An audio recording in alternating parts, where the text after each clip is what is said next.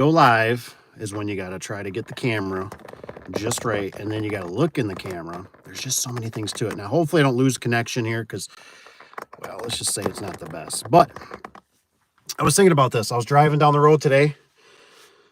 Dave here with Affordable Door and Gate. Hopefully the audio is okay because I'm not using a lapel. It's quiet in here, but also the phone's charging. The phone had a busy day, let's just say. So anyways, service calls, how to be more profitable. So I was thinking about this, and I came down to the conclusion that I was thinking that, a lot of this comes down to the phone. And I'm not going to lie, when I started out, right? And I think for some of you young guys, this is something you got to think about. But the thing is you cannot be afraid of that phone. That phone is your lifeline, right? Everything should be conducted. And I think the other reason it kind of brought this up to my attention is I was watching this other guy. I like watching this one guy. He's, I think it's In the Woodyard or something like that. He sells firewood. And he was talking about with his customers, right? And I thought this is so important. And I know to this day, I still there's technicians in the business that don't practice this all the time. And you need to communicate with the customer. That is your biggest thing, right? So you, I don't know what's going on here. I'm still trying to get this thing figured out.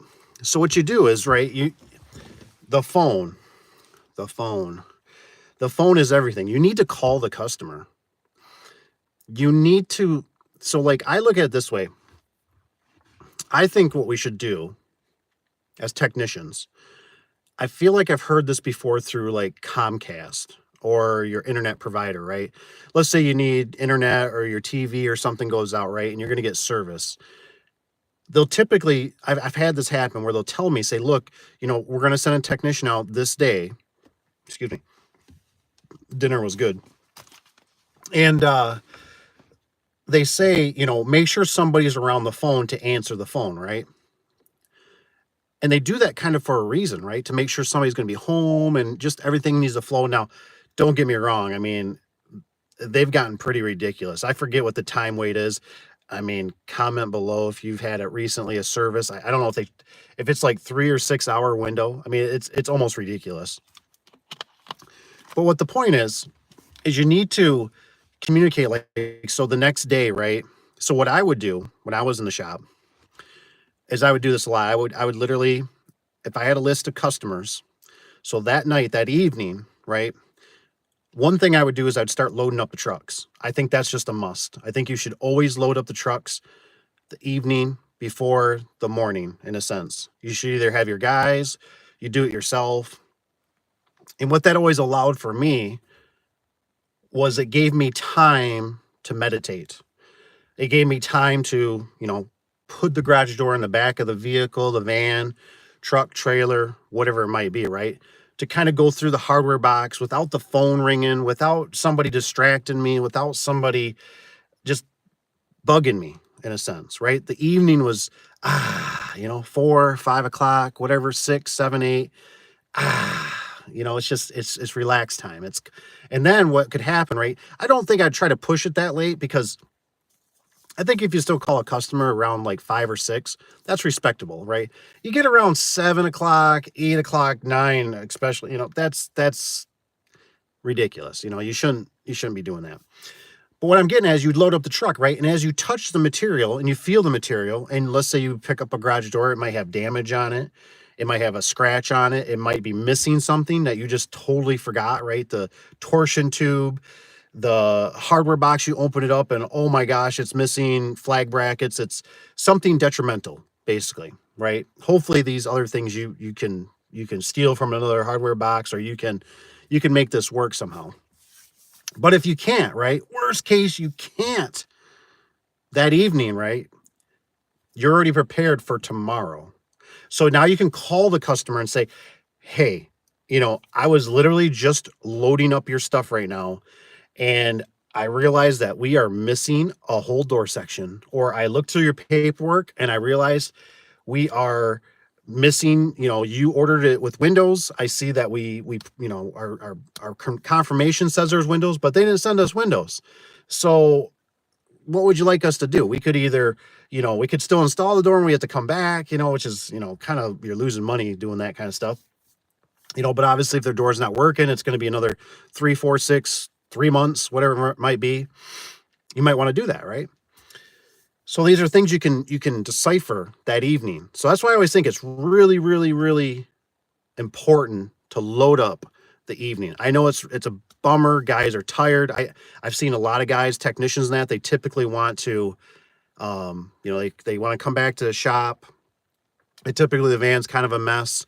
They don't want to clean up, right? They just want to kind of milk the day out a little bit, do their time, whatever, clock out, go home. I get that, right? But at least, if anything, try to have them at least clean the van out. Say, hey, look, get the garbage out of there, this and that, right? Now, there is always, I've had blowback on it for some reason. I don't think I've ever had one employee that I can remember that was like, that would always come up to me and kind of go, hey, thanks for loading my van for me. Thanks for trying to make me have a successful and a chipper and a good day, right? It typically what would happen, right? This is why sometimes if you have the technician do it, even though they're going to be resentful and don't want to do it, you have them do it, because what would happen, I noticed sometimes, is they would go out the next morning, right? And you're human just like me, right? I make mistakes, you make mistakes. So they would go out there, right? And then it would be a phone call sometimes. Hey, yeah, you must have forgot the torsion tube, because it's not on here. And then your mind's like, and you're sitting there going, did I forget the torsion tube? Did it fall out of your truck? Oh my gosh. You know what I mean? And then you sit there and you also go, wait a minute, you should already have one on your truck. What the heck? There should be one up in the tube. So there is a way to kind of eliminate this, and maybe you want to implement this in your business. I learned it from, we got a place called ABC Roofing. And what they do is, and I remember when I worked in an oil change place, well, it wasn't an oil change, it was an auto mechanic place, but we did oil changes there. We called it a crew chief. And what it was is, I've done it before, and it's just something you got to be persistent about. You make a checklist, right?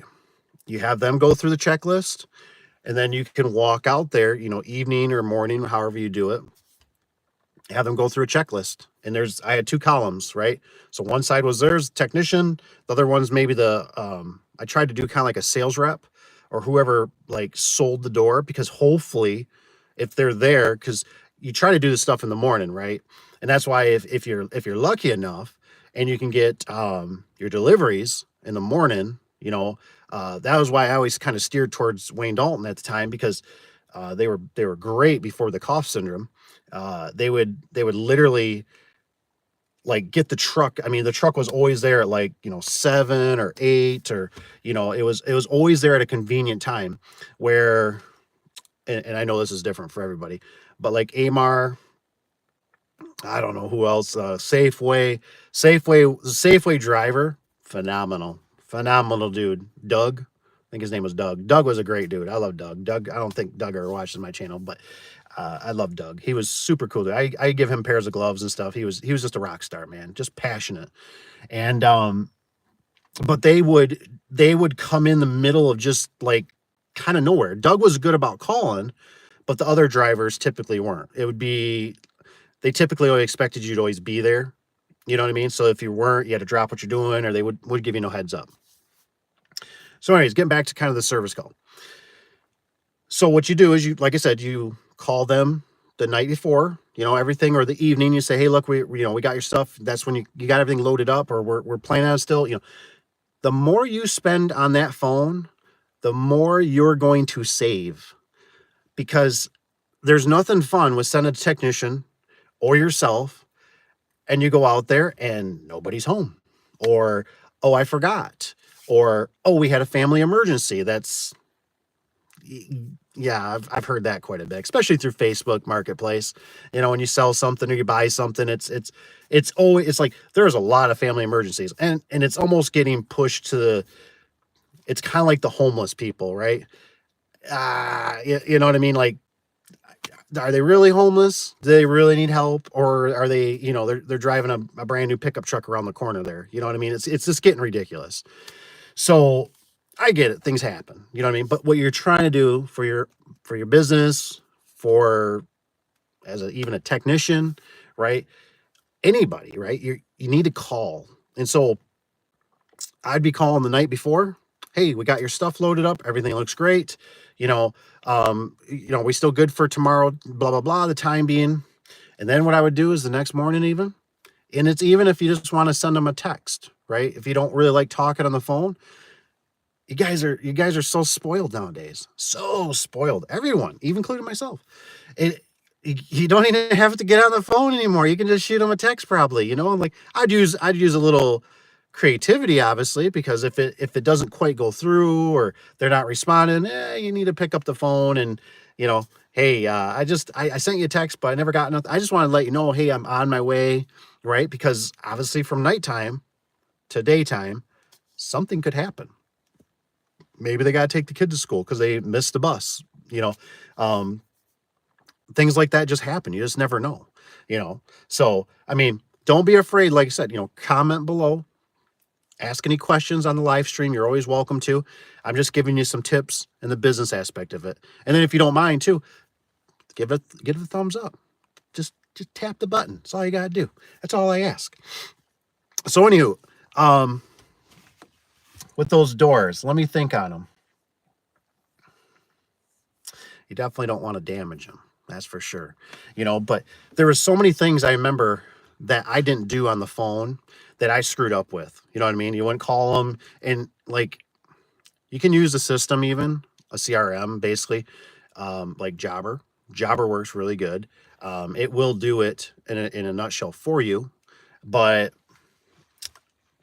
I don't know. I just, that tech stuff I get a little bit goofy on, and I still like kind of more direct. I understand if you don't want them to have your phone number, but Jobber does let you put in a number that can be kind of a bogus number that they don't get your number.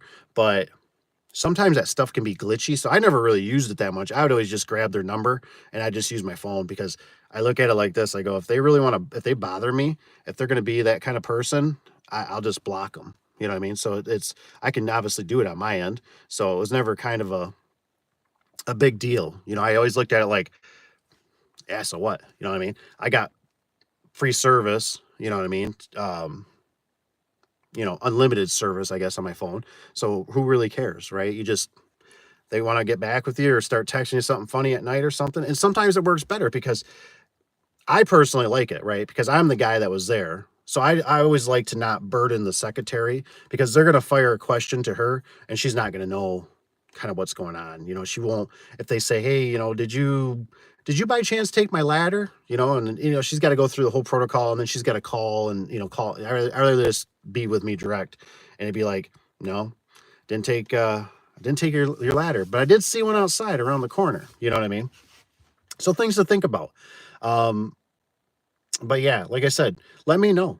Just let me know. Do you guys do anything different? Do you do something that's a little more slick? I'd like to hear it. I'd like to know, because I don't know it all on the stuff, but I do know some things, some tricks about that phone is so powerful.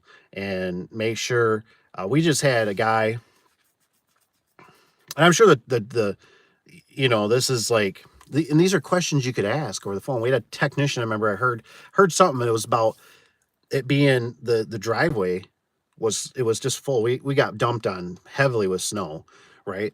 And those are things when the weather changes on you, right? It's another thing to be like, hey, I'm just curious, like, has your driveway, how's the road conditions up your way? Has your driveway been plowed? Just things to consider, and you can eliminate it, because I think the tech went up there from what I heard, and he was like, I'm not going in there. You know what I mean? But right there, what a waste, right? What a wasted trip.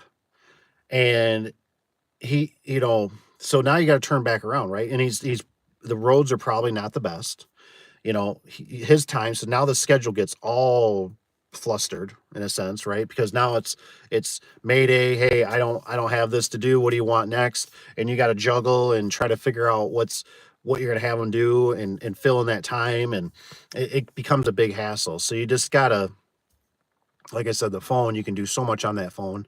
It's amazing. But people just, I see it all the time. They just don't pick it up. They don't communicate. I think a lot of times in the door business, people don't, including myself, I was one of them. You got to slow down. You need to slow down. You need to think about things methodically. In pictures, I see that so many times. I see so many people in businesses and that, and they're like, "Oh, I got to go here and I got to go here," and I'm thinking, well, that I get that, I understand that, but that's a lot of time, and eventually you're going to run out of time. You won't be. You'll just start getting so busy, and then what you're doing is you're also training the customer, right? You're training the customer to expect that, right? So now it's like if you start having a repeat with this customer, they're going, hey, I'd call this guy and he'd show up like within 30 minutes. What's going on here? And then you either got to recondition the customer, right? And be like, things have kind of changed. I'm a little busy. And and that can sometimes turn them off. So it's really tough. You know what I mean? Like you gotta balance that, and I know it's really tough because when you're first starting out, you just run like wildfire. You know what I mean? That's how I was, you know what I mean? Like it was, you know, "Oh, I'll go there. Yes, not a problem. Oh, I'll go there." I was literally just dealing with one that was out of our service area, and I told him, I said, "Hey," I said, you're kind of out of our service area. And I told him a price. I said, "This is going to be the reason why this price is this." I said, "The service," I said, and I just told him politely, I said, "You might be better off, finding somebody in your area." I said, because I just knew, I knew, I knew Cap wouldn't be happy with me if I told him where that one was going to be, and if he wanted to do it. And then if he wasn't going to do it, I was going to step in. And I said, "Oh boy," I said, I don't think nobody's going to be real happy with that." So I just I stepped down from there. But like I said, but I'll keep yakking away on here. Like I said, I got to get one thumbs up though. One thumbs up. It doesn't cost nobody. It's just a tap. I don't even know who it is. I can't watch it. At least I don't think. No, I can't. I can't. There's nothing on there.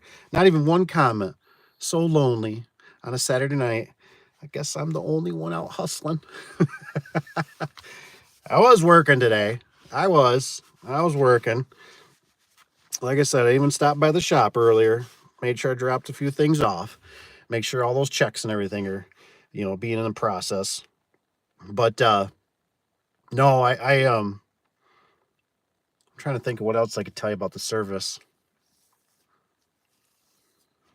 I need somebody to comment, spark my interest on something. I have a question. Questions are always good because then I can get pretty adept about them.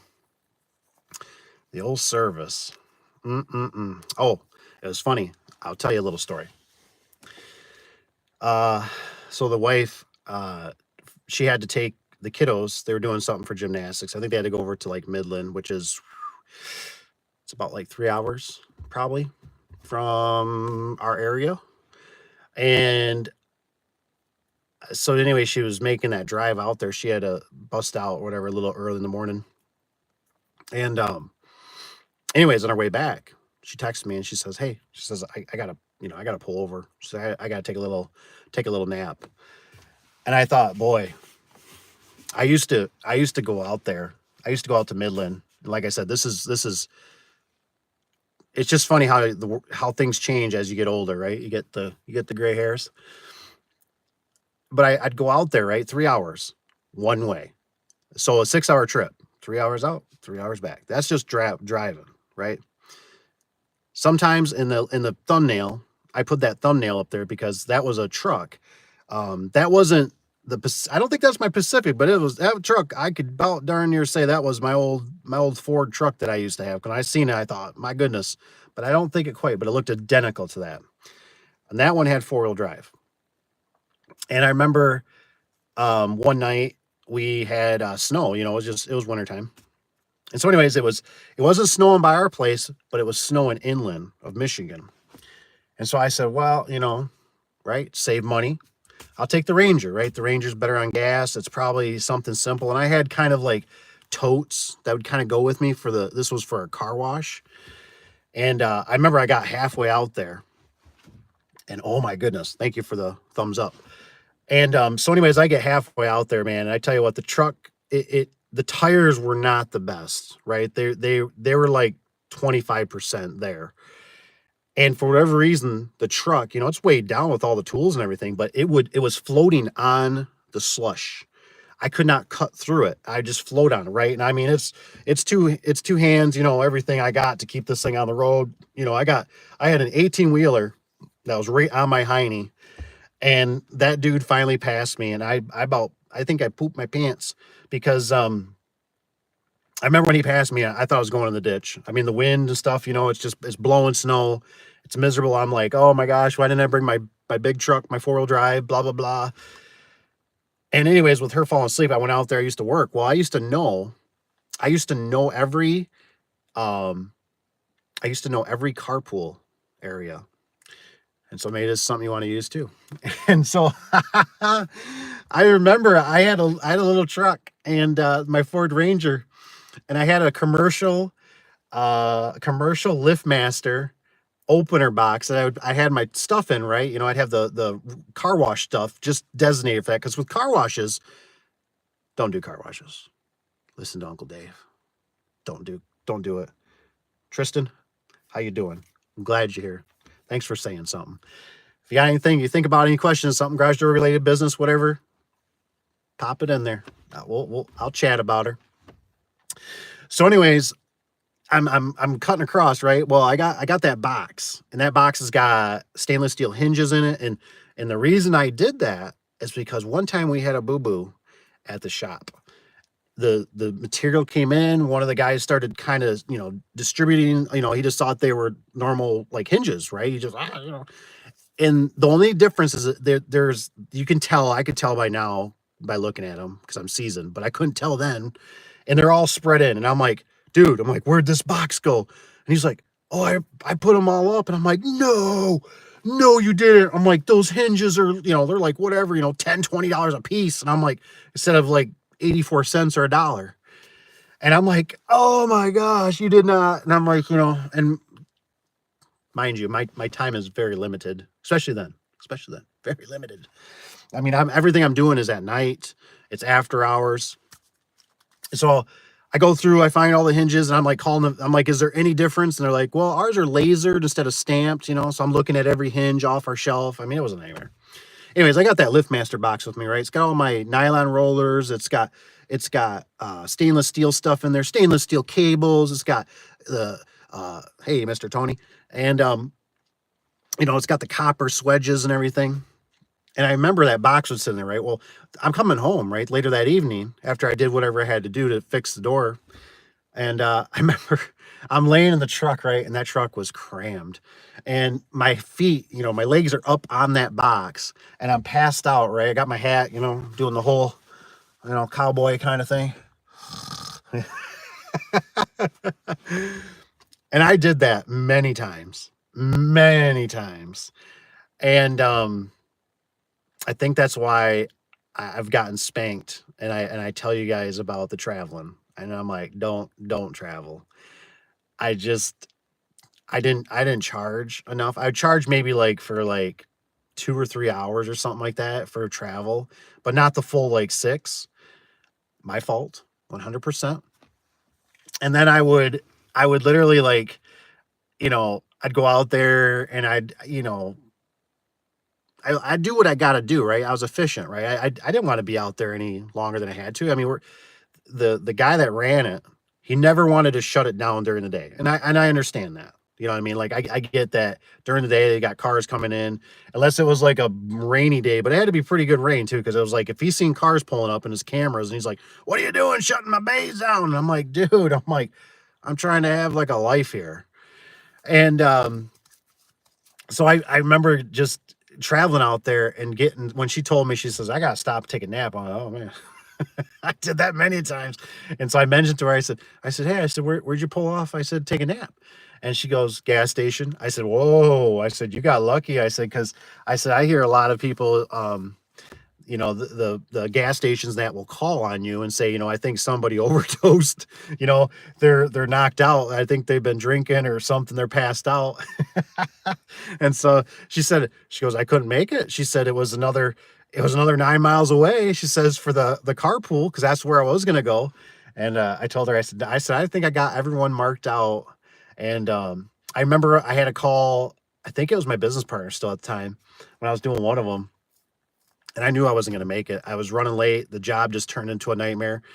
And I called him and I was like, and it's just one of those things, you're driving and you're just, oh, yeah, window down, sitting there slapping yourself, whoa, radio's up, air conditioner's on, heater's on, you're trying everything to stay awake, and it's like, it's not happening, man. It's like, either I'm going to hit somebody or I'm putting this baby in the ditch.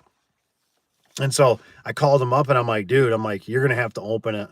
I was like, you're going to have to open up. You're going to have to run the shop today. I was like, I can't, I'll be in, but I'm going to be like 2 or 3 hours late. Cause I knew I had to pull over and take a nap. And, and for whatever reason, I don't know if it's with you guys or not, especially the males. For me, I can take a 10 or 15 minute nap and I'm good for like another 3 hours. I mean, it's just like that. And I'm like, I'm ready to go. I mean, it's amazing to me how I can take a 15-minute nap and I'll be good for like 3 hours. I'm like, on top of whatever. And so, well, I shouldn't say it it's like it goes into the nighttime is what I'm trying to say. It's weird how it works for me. Like, maybe 9 or 10 or something. Well, maybe 11 or something. Go to sleep. It's like it'll push me another 3 hours in or something. But I know it'll snap me out of it. That's for sure. And it's a lot better being awake when you're driving. It's worse than probably texting and driving, because when you're doing, and you're doing the drift and everything, not good. Luckily, I've never lost control. Thank goodness. Thank you, Lord. And, but man, I go out there and I was just telling her about how I remember one of them, right? This is kind of like one of those things that can happen sometimes with employees a little bit. It's not to rag on them, right? Because we always need help.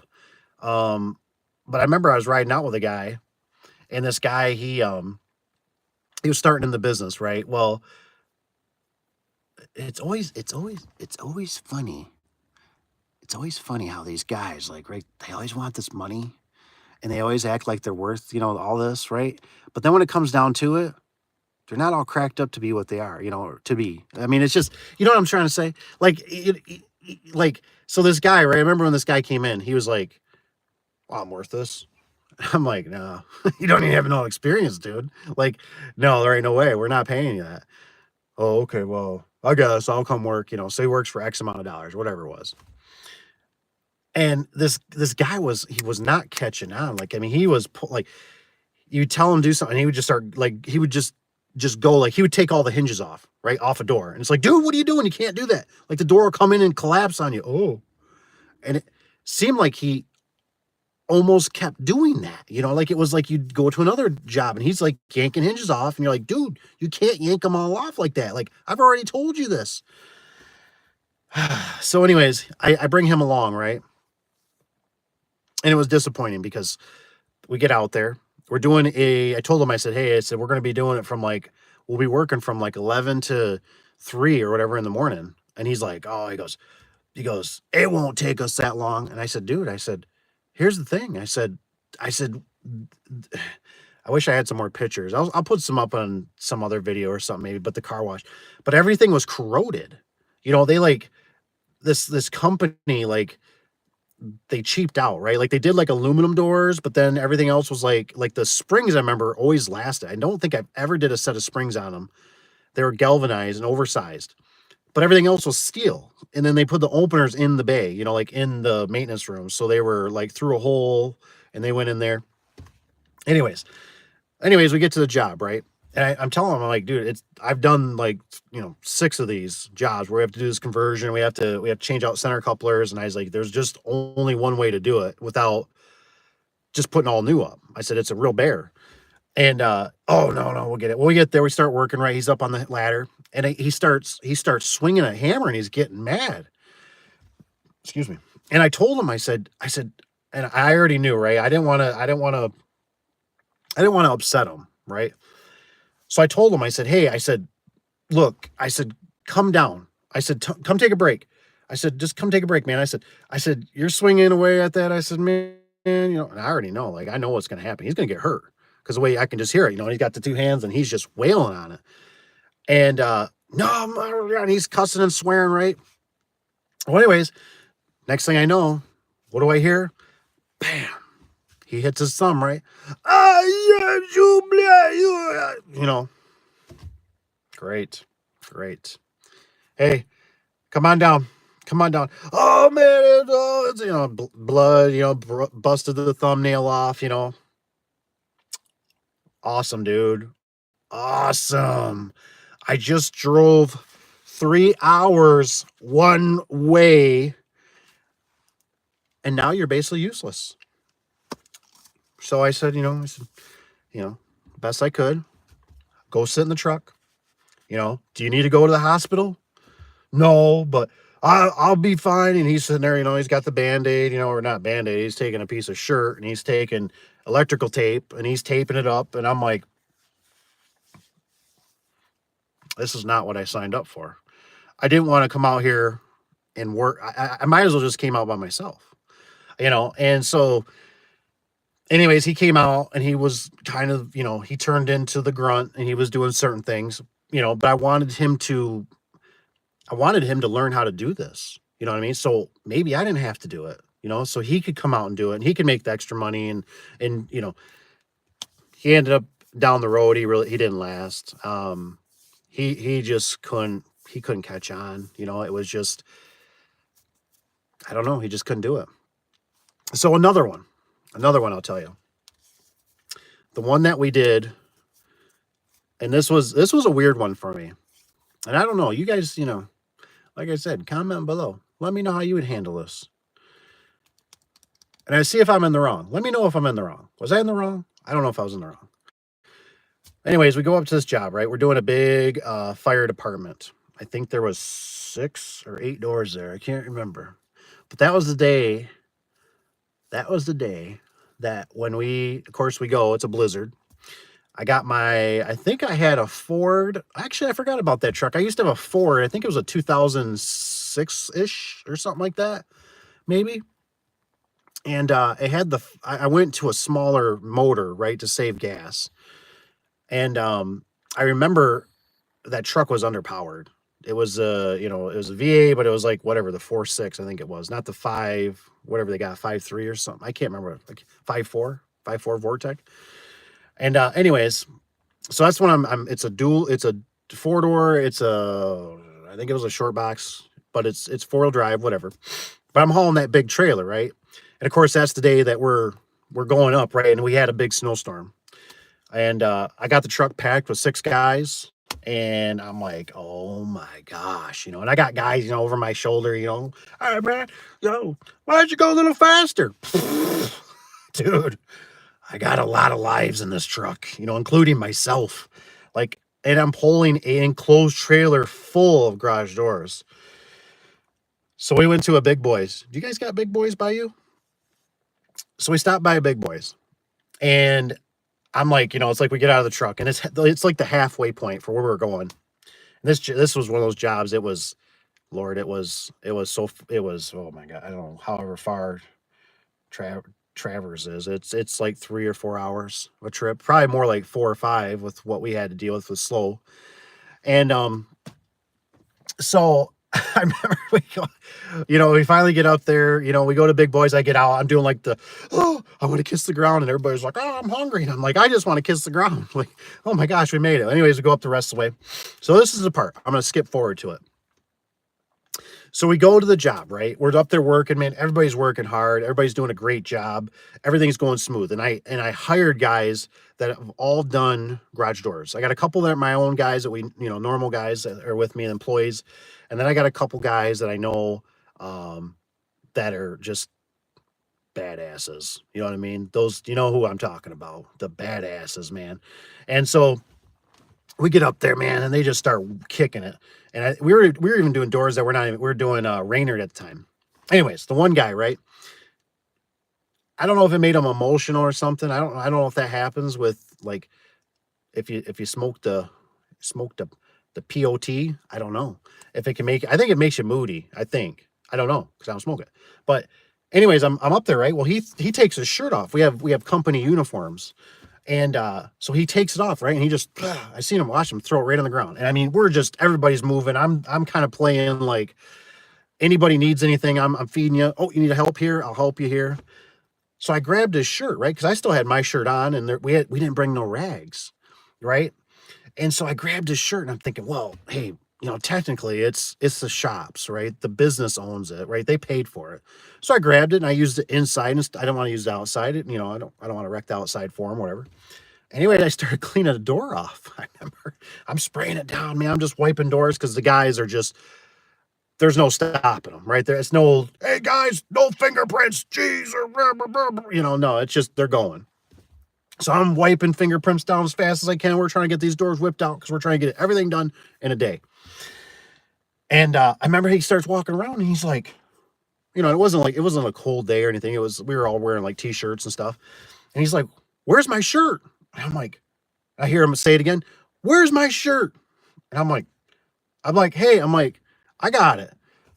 And he's like, "What are you doing with it?" And I said, "Well, I'm cleaning the doors." And he goes, "What?" I mean, he just freaks out on me. "What the?" I'm like, "Hey," "It's really not." And I said, "Look," "I'll get it washed." And he goes, "I wash them myself." And he goes, "I don't like the way they feel." And I said, "Okay." I said, "Well," "I'll send it in." I said, "It'll get washed by the company that can do a really good job." They did a really good job, the company that we use. And I said, "When you get it back," I said, "you can wash it yourself." Oh man, he was stomping. He blew it off. And I'm like looking at the guy in the scissor lift me, and I'm like, is he like, and he went out, and I think he had a little smoke, but I'm like, is he being serious? Like, I thought he was walking off the job. I thought, oh my gosh, don't be doing this to me. But he was mad. I could tell to this day if he was joking or not. So yeah. At Top Golf tonight. Dakota still watching the videos. That's awesome, Tanner. Man, Tanner, it's too bad. Wait, no, Tanner. I don't think Tanner's. I was gonna say. I know Tony is. Tony's got the wrench. I was thinking, I wonder if he can send pictures. Be cool to see the golf in South Dakota. Heck yeah. Like I said, Tanner. Tanner, I don't know if you got my number, but you should. If you don't, I think Tanner, was it Tanner or Nathan? I think it was Nathan. Say somebody hit me up on Facebook, but I don't know, Tanner, get with me somehow. I'll get you my phone number. That way you can always, like I said, I love pictures, man. I love pictures. Even if they're just, I love seeing the country. You know what I mean? Oh gosh, what's his name? There's Michael, I think his name is. He's one of them, does gate operators. And he was posting stuff today about and I guess that's a good way to do it, right? Through Facebook, I guess. But I don't go on there a lot. I look at maybe Marketplace, and that's it. But anyways, he was showing countryside. He's in Texas, and I'm like, dude, I love seeing garage doors. I love seeing gates and gate operators, landscaping, whatever. You know what I mean? Because it's just like, I'm probably never gonna be there. You know what I'm saying? So I just love pictures. Like, I'm always like, I love pictures. They're just so easy, especially when they're on their phone. And even if it's a text, I mean, somebody could just send me a picture and be like, they don't have to say nothing. I just think, I'm like, that's cool. You know what I mean? Like, I like skies. I like sunrises. Sunsets. I like trucks. I like the garage doors are always good, right? Garage doors and different models and stuff, or a little clip of them running. Because it's like one of those things when you've done it for so many years, it's like I used to be so tuned where I could just walk in and I was like, I know exactly what's wrong with this. Like, I mean, just by the noise. I went around, I remember one guy I was working one time, we did a really nice house. I don't remember. I think there was like 3 doors. There was like 2 in the front, 1 in the back or something. And I was in the back, went on my knees, and he's like, he's coming over my shoulder, and he's like, "Hey boss." He's like, "What do you want me to do?" I'm like, there's always something to do. Like, there's stuff to clean up. There's cardboard. I told him, I said, go around and beat the track. He's like, huh? I said, go around with that wood stick right there. I said, and I want you to tap the track. I said, to make sure we got everything tight. And sure enough, I'm just sitting there doing something right, and I hear him hit one, and I could hear a ting to it. And I went, hey. And he goes, what? I go, that door, I said, there's something loose. I said, either the front, I said, is loose, or the back. I said, on that track. I said, we missed one. I can hear it. And he's like, really? And he goes, you can tell? And I'm like, yeah. I said, I can tell. I said, it's a track bolt or something. I said, there's something loose on it. But just something as simple like that, right? Taking a stick, right? 2x4, whatever, small one, and just going around and just tapping the track just to make sure, because all it takes, you guys know this, all it takes is one track bolt, right, to be out, and then all of a sudden she's catching and everything else, and then it's a service call. So it's just no fun. What's Mr. Justice got? Dave, you obviously have installed a wide variety of different manufacturers. Yes, I have. It's crazy. In your opinion, how would you rank the manufacturers that you have installed, considering product availability? That's a great question. So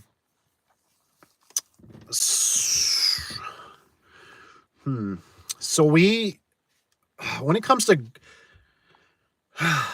somebody commented on a video, I think it's the one I just put up that said help for Tom, and the guy, whoever it was, they said, said in a nutshell, they said, don't focus so much on the manufacturer, because everyone has their high and their low, for garage doors. And I thought, wow, that's kind of a good piece of advice. I would agree with that. And I kind of know this in a sense, because I always look at it like a car manufacturer, right? You go to Ford, right? Well, they got the GT 500, or the fastest, whatever, something production car, blah, blah, blah, whatever. I know it's not the fastest, but you know what I'm trying to say. Or you can buy a Ford Escort or Exploder or whatever, right? They got a low end, they got a high end, Chevy, Cadillac, they got their same stuff. So I've never found, there is some pros to it. So if you do stick with one manufacturer, I think there is some benefits, right? Because you can get some buying power in a sense. The one thing I need somebody to reach out to me about is I've never did the rebates. These guys that are doing really big ones, they get rebates. And I don't know what that turns into. I don't know if that's rebates like they can buy more product, rebates of like they get money, rebates they get discounts. I would like somebody, and I know one person out there I could reach out to, was my old sales lady. And she said, I'm going to be watching your videos. And she's never commented once. I think she's enjoying retirement, which I can't blame her. You know what I mean? She was a good lady.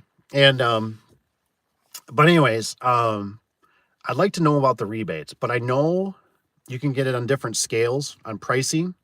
And then you get some like for us around here, AMAR is the one that's like, how do I say it politely? Is the, or, they're kind of, they just please anybody, right? Like anybody off the street can come in there and purchase from them. I'm not saying they're good or bad. I hear some people, they like them. It's just, at least in our area, our distributor really stinks. Stuff is always damaged. I talked to another guy that used to deal with them kind of exclusively, and he was like, when he came over to my place, he was like, oh, that's normal. He's like, do they ever call them and talk to them? They always tell you like, discount it. And I'm like, discount it? Like, how are you supposed to do that with a customer? Like, I understand you can discount it, but like, I just feel like that's cheesy, right? Like I don't feel good about being like, well, how about I knock off $60? You good with that? Oh, you want 100? Ah, boy, I don't know. I'm a used car salesman. So anyways, I think with the manufacturers, like for us, right? It's nice to have a little bit of a selection, right? Because if one goes down, you got another one to kind of pick up the slack, right? And sometimes it's really weird. My one secretary, she's phenomenal. She knows stuff really well. And so she'll call around and she'll actually price shop. And it's amazing where it's like, hey, do you want to go with this? Because they're like $200 or $300 cheaper. And it's like, what? So it's like certain manufacturers have certain things, and like it's almost like they get missed, right? They're in a glitch, and they go in their scale and they look at it and they go, well, it's going to be this much, and you go to another manufacturer and they'll be this much. It's amazing how they'll change. Um, but you just start learning who to kind of like for me, my biggest thing was is I needed somebody that when either one of my workers called or myself, that whoever picked up that phone, that was my most important thing. Whoever picked up that phone and understood me would take care of me, that were like they'd give their input. You know what I mean? Like if I said, well, I got this customer, they're they're doing this, they want, well, then you probably should go with this model. And it was like, all right, thank you. I appreciate that. Instead of like some of these ones I've had, like one guy, one company, I don't know, it's Clopay. It's Clopay. Clopay is like the worst. I don't know if the one guy still works there. I won't say his name. And he's a very knowledgeable guy. He's been there for years. And he just, hello, this is blah, blah, blah. Yeah. I mean, you can barely hear him. It's like, well, what do you want? So it's like if you call him, right, and you just don't have your stuff, like you're like, I need this model, I need this track, I need this springs, I need this and this. It's like he's like, I'm so sick of being here. I'm so sick of doing this. I don't even want, that's just his attitude. Where when I was able to call the manufacturer, the one I really liked, wink, wink, and I would be able to say, like, I want like I forget, it was like whatever Napa used to say, I want the best or the better or the best or whatever it was. The good, give me the good stuff. That's what it was. Give me the good stuff. She already knew. She already knew.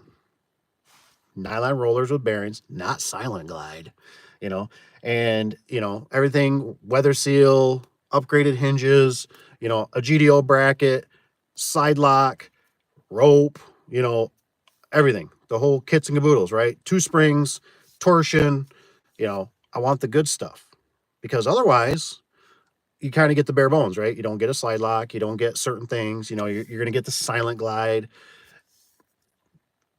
So like I said, it's to me is always about who is going to be the best service. I want service, and I want it that I don't have to always depend on me to always be the one that calls, right? Because I need it so if they respect the company in a sense, that the next guy that's kind of fumbling, right? That's like, I normally don't call you, but that's okay.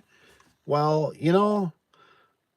Dave would probably want this. Well, that's what Dave normally does, and then the other guy wouldn't do that. He would not even, because well, you didn't order it that way. You know what I'm saying? So it's just, yeah, you know, I'm not particular with one brand. Like I said, the sections, they seem like they're darn near the same all across the board. You know what I mean? If you get pan, you get sandwich door. Yeah, something might last a little longer here and there, and everybody's got their own opinion on them. But it's always the hardware, right? The hardware is where stuff, do they provide a slide lock? Do they have nice handles? Do they have a nice kick? What am I trying to say? A step plate? Step plate, something to step on so you can push the door down. How's the bottom retainer? Things of that nature. And I've gotten so good over the years, I'd feel out the customer, you know. So let me catch up here. Let's see. Got something on the phone. It's just right in the way. Defects, damage, products, variety of workmanship, etc. Talking residential. Yeah, it's hard to find. And the weird thing is like that stuff can change. Like, I don't know if you guys can put your 2 cents in, but I was talking to Cap. I said, hey, I got a customer. I says looking for an opener. And I said, what do you recommend? And he goes, not Genie right now. He goes, they're having RPM sensor problems. He's like, we've gone through, I don't know how many, but a lot.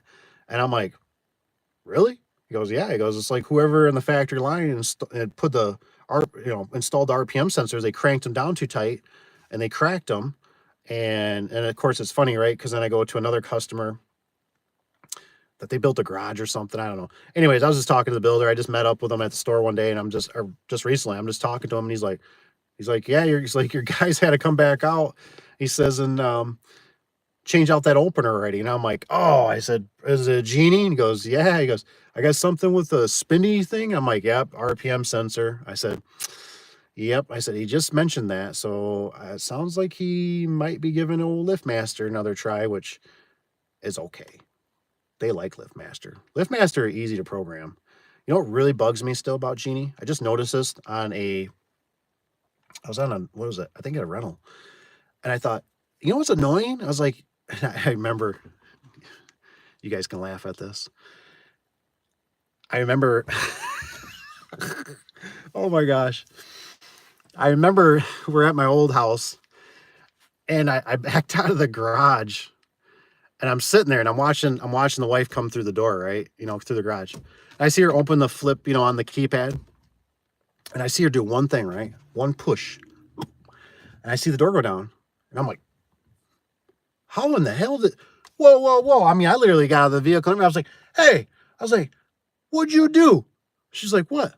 I go, how'd you get that door to come down? I said, I know you didn't type in the code. I watched you. She goes, well, it's got this button right here, those arrows. And I'm like, she says, the one just shows down, I think is what it shows on the LiftMaster. And I'm like, yeah? I was like, I always type in the code. I'm thinking it's like you got to type in the code to access it and then push a button. That's just what I'm used to, right? She's like, no. She's like, not when the door's up. She goes, it'll go down. She's like, you can't open it, but it'll go down. And I'm like, what? I'm like, oh, hell no. I'm like, I'm the garage door guy. There ain't no way you know more than me. And she knew more than me. She's a pretty smart girl. That's why I married her. And so I couldn't believe it. So it was so embarrassing. So I'd be like telling customers now, I'd be at their house. I'd be like, just so you know, I'm like, you can push this at the door. And they're like, their eyes kind of do like, so somebody can just come up. And I'm like, no. I'm like, it's just for the down. But what I realized with a Genie, tell me if I'm wrong, the Genie, you can't do that. You always got to type the darn code in, and then you got to push the arrows that go up and down to make it go either up or down, And I was just doing it, the other day or something. I'm like, oh, I was like, stupid Genie. I was like, I got to type in the code. I was like, it's not like I can just tell my kid, hey, push that button, just push the one with the down arrow or whatever, But I thought that was funny. I mean, I just remember that was quite a few years back, and I just thought, are you kidding me? You just push one button, the door will go down. That's ingenious. And we all know that LiftMaster, I mean, they're way easier than Genie to do. The Genie always tells you to be like whatever 3 feet away when you program. I always take the keypad. I sit on the ladder, typically stand on the ladder, whatever too. But I'll sit up there for like good luck. I'm kind of a weird, superstitious guy. So I've had a lot of problems with them before. I've struggled with them. So I'll literally sit on the ladder and I'll sit there and do it. I'll be like, I ask the customer, normally I write it down somewhere, that I'll get rid of or whatever, or I'll just ask them like, what do you want for a code? And they're like, they'll tell me because I already anticipate the Genie not to work. I don't know why. I've done it, hundreds of them, but it's just like, it never fails. Like I'll be like, what the, and it's like, they're just, where LiftMaster is just so, I know they did something goofy a while back ago, and I think they got back away from it, from what I understand. I forget what it was. Like you had to, I think maybe it's the max or something, because you got to get in the program because it's the max. But yeah, it's just LiftMaster. They're, like I said, LiftMasters, they're sexy. They are sexy. There's no doubt about it. There's just a certain, and that's why I don't have nothing against the Marantechs. I know there's guys out there, the Sommers, I never programmed, but the Marantech, it was like, it's like having a smartphone on there and you're going through and there's just so many settings in a sense. And I'm sure if you've done them, they're great. And honestly, a couple of them I got out in the field, they still work, I mean, but it's, I've unpowered them. I mean, on a personal one, I've put it through a lot of torture tests and it still works. It never lost its limits. It never glitched out once. But I just kept thinking, oh my gosh, the technicians would murder me. Like, I mean, I can already just, oh my gosh, this thing's the horriblest thing I've ever, blah, blah, blah, and it just seemed a little bit too complicated. I'm sorry, Moran Tech. Maybe in the future. I got to go to another. Does anybody know when the next IDA show is and where it's going to be? I should go to it. I should go see. Oh, what's that dude's name? I can't think of it off the top of my head at Moran Tech. He's a cool dude. Bryce? Is it Bryce? Might be Bryce. He was a cool dude. He was really nice. It says, I'm extremely, what's Tanner say here? I'm extremely grateful, but my door dealership supplier, North Central, we very rarely have defects. You lucky. You very lucky. I think I've had 2 email pictures and 2, maybe 3 times. Oh my gosh. Holy cow, man. Tanner, you better hold on to him, man. Hug him and squeeze him and kiss him, because that's amazing. Tony says, love LiftMaster. Yeah, I was a LiftMaster fanboy. I ain't gonna lie, until there was a weird era. It had to be around like maybe like 2008, 2010. But LiftMaster, like, I thought they were doing it for like power saving, and maybe they still were. I don't know. But we would get these units, I remember we were installing, and the photo eyes would just blank out on the customer. So a customer would call us and they go, my door's not going down. And you're like, okay, well, it's you got something probably blocking your photo eye. Well, they're not even lit. And it's like, huh? So we'd drive out there and it was like, you get there and it's like, dude, what the heck is going on here? It's like, this one's not lit. This one, you're going through all the staples. Like, did I staple it? Man, I thought we've upgraded our we used the round staples instead of using the square ones, which if you don't use round staples, it's a life changer. Use the round staples. Don't use the square ones or whatever, the flat ones. Those will nick the wires, make your life miserable when you're installing openers. And I forget which one I really liked. I used to buy it at Home Depot. I think I bought the silver one. The Walt one they always break for some reason. They don't last that long. I don't know. Hey, if you got a good one you recommend that's kind of tough and rugged and bulletproof, let me know, because the DeWalt ones were nice. They were so nice, clicky click click, real nice on your wrist and everything, your hand, and they just always leave you stranded. It was like you always had to have a backup in the truck. So we bought these ones. I think it's the Arrow. I think Arrow's who makes them, and they seem to hold up pretty good. After you drop them so many times, they eventually have their malfunctions, and dirt and grit and everything gets in them. But yeah, that's awesome though. One thing I would say, I give credit, where credit's due. Like with Wayne Dalton, they are always really good about warranty and stuff out. And that's one thing too, like for Justice, am I saying that right? Justice? That they could, once you build a relationship, it's really helpful, because I got to a point where I was so thorough in it that it was like, you build that trust, and I could just call, and it was like one time a month, maybe I'd have to send a picture in or something, but a lot of it was due to, with a lot of these manufacturers, it can come into, because so like I'm assuming like North Central, I don't know how big they are, and I don't know if that's like a locally kind of more mom and pop owned type of, a lot of these places, Amar, Wayne Dalton, these companies, they'll bring in temps, and the temps don't really care that much. I watched a guy one time. I went to, I think it was the Wayne Dalton Distribution Center, and there was a couple guys that came out, and I remember they're just kind of, lollygagging, throwing these, and I'm like, I finally had to step in. I'm like, whoa, boys, whoa. I'm like, hey, man, you guys can't be like, chucking these in my truck, man. I was like, you gotta, set them down nice and slide them, you can't. And they're like, okay, whatever. And I'm like, dude, I already might got like 2 or 3 that are damaged, and you guys don't understand the repercussion of this. I already drove out here because I'm in a Mayday situation, and now I'm going to go to the customer to get this Mayday, this fire put out, and then it's going to be like, oh, well, jeez, what kind of place are you? You know, you couldn't provide it on time, which is like, this was out of my control. And then it's like, and now they're damaged. I'll make sure I give you a 1-star review, you know, instead of a 5. Oh, thanks. You know, after I already drove, I've already lost money. I didn't charge anymore. You know, I made, you know, everything happen for you. And that's still not good enough, is it?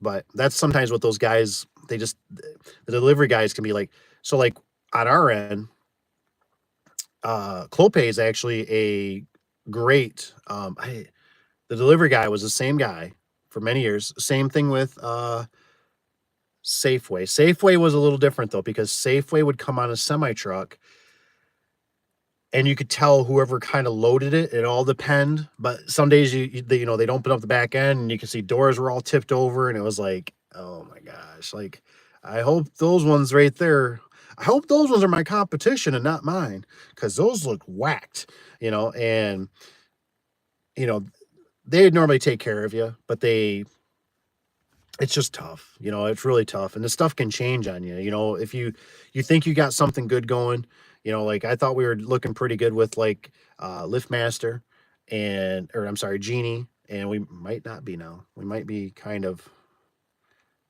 was wondering if I could do this, see if this shows up on there, if it does anything. It's playing around, sorry. The phone got my attention here. All right, let's see what else anybody else commented on here. Love Liftmaster. What's going on? Liftmaster.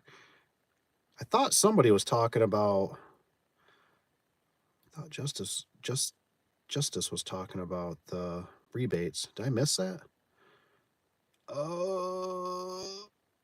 It's kind of weird because like I use this so I can see, because if I turn the camera, I can't really see them on when I'm talking to you guys at the camera. So some of the stuff is a little goofy. I apologize. But let's see, we got, and okay, so Tanner says animal package and trucks pack very well. Ooh, that's good, man. It gets me excited. I don't know why. It really does. I never could understand. I see so much of this stuff that could be avoided. You know, like Wayne Dalton was notorious. They would give us what was it, like 10x8s, 10x7s, all sandwiched together. And it was like that cardboard or the foam that you would literally get like with like a TV, that white foam that's like kind of abrasive, that fluffs everywhere. You know, as soon as you touch it, it's just kind of it goes everywhere. And I was like, that's what they put between their doors on the face. And so then they'd wrap it with one, you know, band. And so every time, you know, the delivery guy or whoever loaded the truck, that stuff's just sitting there like this, the whole package. And it was like every time I seen them, because they get ordered for, you know, somehow we'd forget or something. And it was like every time I seen the guy pick it up and I seen the whole shift, the whole package, everything, the whole door sections, everything shift, I was like, oh my gosh, I just wanted to tell him, take it back. Don't even like, can you open that right here, right now? Like, I'm going to tell you to take it back. And then the problem is, if you take it back, you're going to bring me back another one and another one and another one and another one and another one. That's a problem. So like, you know, and I would, you know, I've gone to the factory. I've talked to the sales. I've talked to the distribution center. They ain't gonna get it changed. You know what I mean? I mean, I remember when I had this one section door. I think it was. I don't ever recommend using the TS 125. I understand they're a budget door. They're the cheap, right? They're what are they like 3/4 of an inch thick? I think something like that. And I remember we did it was going to turn into, what was it? It was a guy that cuts trees down. It was his new building. There's no windows in this whole building, right? It's like a kind of like a secure, like, don't want the boogeyman coming in. And I remember we got the last door, you know, we're just hustling, going away. I think there was 4 doors on each side and they could drive through. We get the last door up, right? And we're doing something, we're cleaning up, doors open, whatever. The guys, I think, split. And I said, oh, I'm just going to go around and oil some stuff and just put stickers and, you know, just tidy up everything. I don't know if you're like me, you know, at the end of a job, I just like to kind of meditate with it. You know, it's like, I don't know how to explain it. It's like energy. It's like, wow, look what we accomplished. You know, boy, we did a good job. Or, I just like looking at things and I like pretending I'm the owner. You know what I mean? And sit there with this cigar. Hey man, I just spent $20,000 on doors. How they look. What can I find wrong? And just go outside. And just kind of pick things apart. Just trying to make sure that ooh, that weather seal, if it sits like that long enough, that clip mount seal, ooh, get that out of there so it'll start forming the right way. Anyways, I shut that man door, and every door I could see light through it.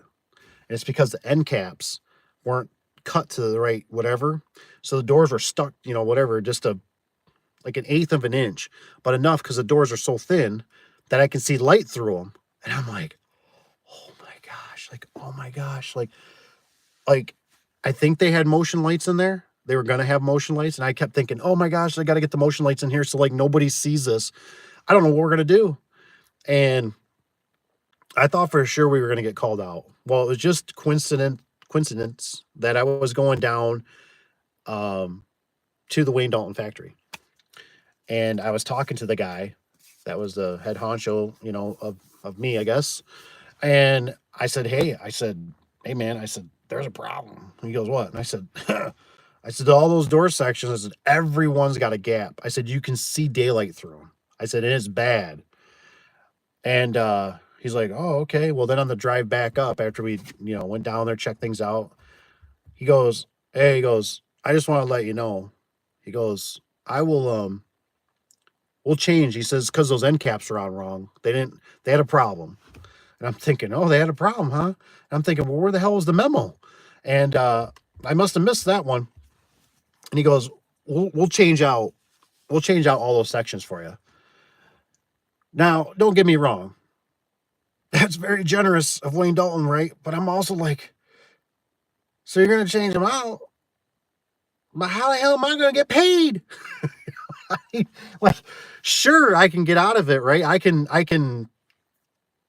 Oh, man. So sometimes this is why I tell you guys, you got to be careful because you're at the mercy of the manufacturer. I had no clue this was happening, right?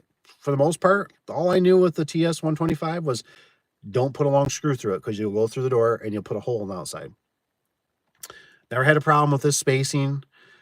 And after we closed the door and there was no light in there and I could see light. And I mean, the one side, the sun was blazing on it. And I mean, it was stripe. And I was like, oh my gosh. And the problem is, how do you explain this to the customer? Oh, hey, customer. You got insulated garage door, but yeah, the wind can come right in. So, yeah, those are good insulated garage doors, but the wind can come right in. I mean, I could probably take a piece of paper and slip it through. And I'm like, you know what I mean? So I'm like, I get sections, but like, how do I got to bring the guys. I got to bring the scissor lift. I got to bring the impact guns. I got to bring, and who's to say for sure that your other sections weren't a runoff or these ones were on the shelf and just some line person just grabbed them and now it's a mix, or or these ones fresh and hot off the press, because I've had some goofy things. I got to remember the strut. I'll tell you about the strut in the holes in the windows. So that's why with Mr. Tanner, my hat's off to you. That you got an awesome, like I said, that's somebody you want to just keep in your back pocket and just keep rolling with them. Like I said, if you got hardly any damage, good product, it's the way to go. Might even have to check them out. They come up here. They come up the old peninsula here in Michigan. LiftMaster. Maximum Series just launched not too long ago. Great product. Oh, Tanner, it's giving me the LiftMaster. Getting me the goosebumps again. The Stanley Crown Stapler. Ooh, is great. With the arrow. Yeah. Interesting. What does it say? 300 adhesive spray. See, like I said, this darn thing. Somebody's got to give me a text or not, or they got to do a chat. So it moves Tanner's up. I got the heart thing. I don't know why. You guys see this? See Tanner's right here? That heart's right in my way. Unless another one bumps him up. So it's hard to read it. Let's see if I can try. I don't know how to move that stinking heart. It says spray on the edge of the track or glue stick. Works good for jam something. Seal, it stays. Okay, so this might be kind of interesting. Spray adhesive on the edge of the track. Glue stick. So I don't know for sure if Tanner's saying so. Something to think about. I don't know if there's if maybe Tanner's North Central does it. I don't know.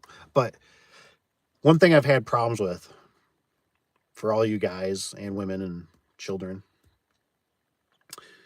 commercial doors. We're talking commercial doors. Commercial doors, they got that clip mount seal that goes on where, on reverse track. And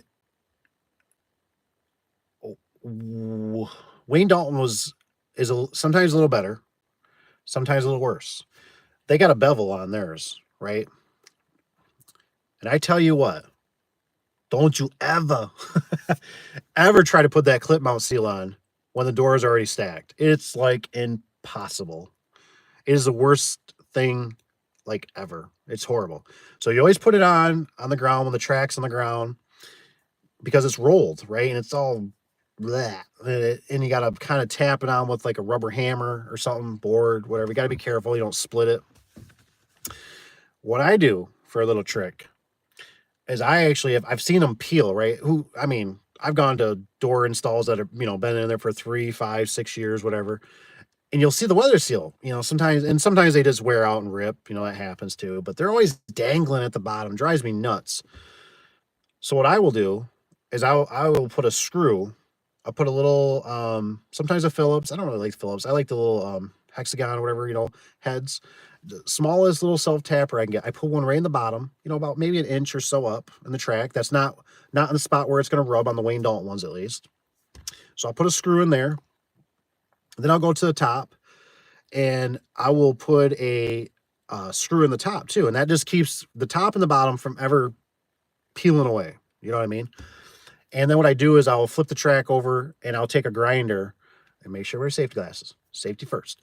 And I will grind that back because there's going to be a nub now, in the back from your screw. So I'll take a grinder and just nip in there real quick. And that always keeps the bottom. It's just one thing to hopefully not have another service call back. You know what I mean? Because that's one thing. I don't want a customer calling me going, hey, the weather seal put on now, the track, the weather seal's popping off. I put a screw in it. Put a screw in it. And then it'll fix it. So I don't know if that's kind of what you're saying with the glue a little bit too, Tanner, because like I said, I need somebody else to message me so it pops yours up so I can read it a little better. Because see the 3M adhesive spray on the edge of the track or glue stick. Good for the jam. So I'm assuming like you're talking like that makes it stick. There's only one company out there that I know of. Like I said, comment below if you know one, because I've searched. And so like I think it's Clopay. Clopay is kind of the worst in a sense.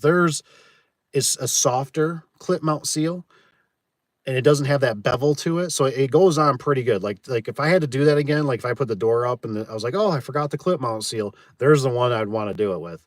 I could back the track off a little bit and get it in there. But the Wayne Dalton is, man, it's horrible. So anyways, but there's only one company. Overhead Door.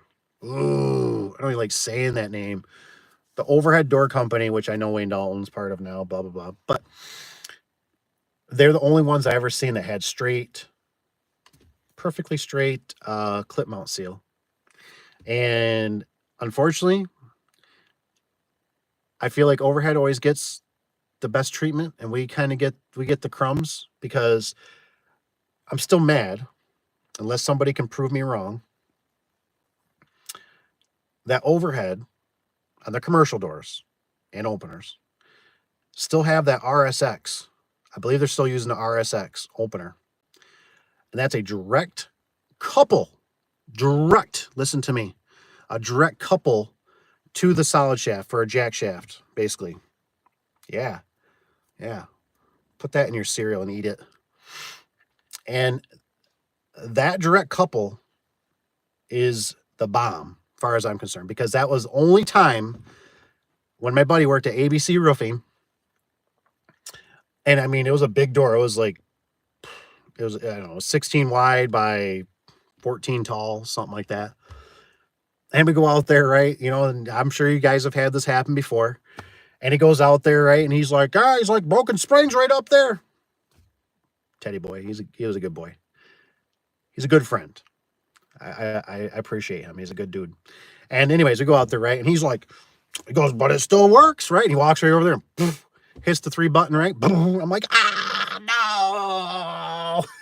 And I'm watching the door go up, right? And I'm sitting there just, oh, what do you do? Why'd you do this? Why'd you do this? And that opener didn't skip a beat. And that's when my eyes opened and I thought, what is going on? How is this even happening? Well, it's because with a RSX, with a solid shaft, with a coupler, there's no chain, right? Normally a commercial opener, you have the opener, and then you have a sprocket and a chain and another sprocket on the shaft, right? And then if you're a good doobie, you put a spreader bar in there, right? Because that way, if that shaft or anything ever bends or the opener, it supports that. It's very important, very important. And Mr. Rich, I don't have my cup. Water bottle today, Rich. Appreciate it. Rich lets me take a break, get a drink. And so anyways, with that RSX, like I said, it's direct couple. And I've been to the seminars, right? And I've asked the guy, and the guy that was from Genie or whatever, he's like, that's just exclusive. That's just exclusive for overhead. That's their priority, blah, blah, blah, blah, blah. And I'm like, yeah, but you guys make it. I'm like, why can't we have it? Oh, and I just thought, I know you can't use it in probably every situation. I've seen those guys through overhead blow a hole in an I-beam. I don't think it's really the end of the world, but I'm sure if you talk to an engineer or building inspector and they focused on it, they might be like, oh, heck no, you can't be messing with the structure, blah, blah, blah, blah. They literally blow a hole, run their shaft through, right? And there'd be the jack shaft opener running away. And I've tried it. I've invented my own Frankenstein. I've done it. But the problem is the pulley, the belt. The belt is where the secret sauce is, right? It's hard because it's a serpentine belt. It's hard to get that belt the right combination. Either you're too loose or you're too tight. And that motor doesn't really adjust. So what happens is if you get it too tight, what'll happen is the shaft will actually start wearing, it'll hog itself out, and the pulley will fall off, which obviously could come down and hit somebody in the head, or don't ask me. Just to say we've found a few on the floor. But they work sweet because you eliminate that chain. So what happens? I forgot to explain this for some of our newcomers. So what happens is if a door breaks the spring, obviously the door is heavy, right? Well, if that opener is trying to work its way up, right, with a chain and a sprocket, right, just like your pedaling bike, right, when you got a 10-speed, right, you go to shift gears and it's slipping, right? Well, anytime an opener does that, a commercial opener, anytime you hear a pop, pop, pop, pop, pop or anything, it's losing the limits. And if you lose the limits, it ain't going to be pretty. Because if you get somebody that doesn't know what they're doing, and for instance, my buddy, right, if that was a different kind of opener, he would have pushed that button, brung it down, and let's say it wanted to backwind it, right, and it throws those cables off, and then the next person or himself or whoever goes to lift it up, and those cables get wrapped around the shaft. And the door comes up, it goes crooked. Man, you just made so much more work, and everything's bound up, everything's tight. The cables are basically junk in a sense now because they're just, they're fraying now. It ain't good. So it really upsets me that nobody, even like LiftMaster, I'm pretty sure Power Master should listen to this video, and Power Master should make one because they could do it. They could do it. What's that one? Who's that? As it starts with an M, the one looks like a John Deere tractor. I always think the green ones, green and yellow. I think they're out of Canada. I was looking into those a little bit. They're kind of still old school primitive. It's like they're not part of the EPA. That's what it feels like. And but they were just yeah, you got to buy so much. We don't have nobody local, so you got to buy like a skid, and then it's like, are you gonna just try to be the exclusive seller of those? And it just didn't really work out. But it just, like I said, it still upsets me about that jack shaft. So Tanner says, let me see here. Let me go look in there. Like I said, pops up. So Mr. Brandon, what's up? Glad you're here. Well, you got a little icon of a ladder or something in your picture. That's cool. Mr. Rich. Overhead door. Don't want it. Oh, man. What's up, Rob? Oh, yes. Yes, you're right. I can't even say it. The Marinas? I don't know. There's something like that.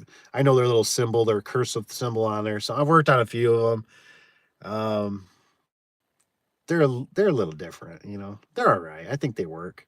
I don't have nothing against them. It's just I always look at it. I'm always like, that's a John Deere. That's a John Deere opener right there.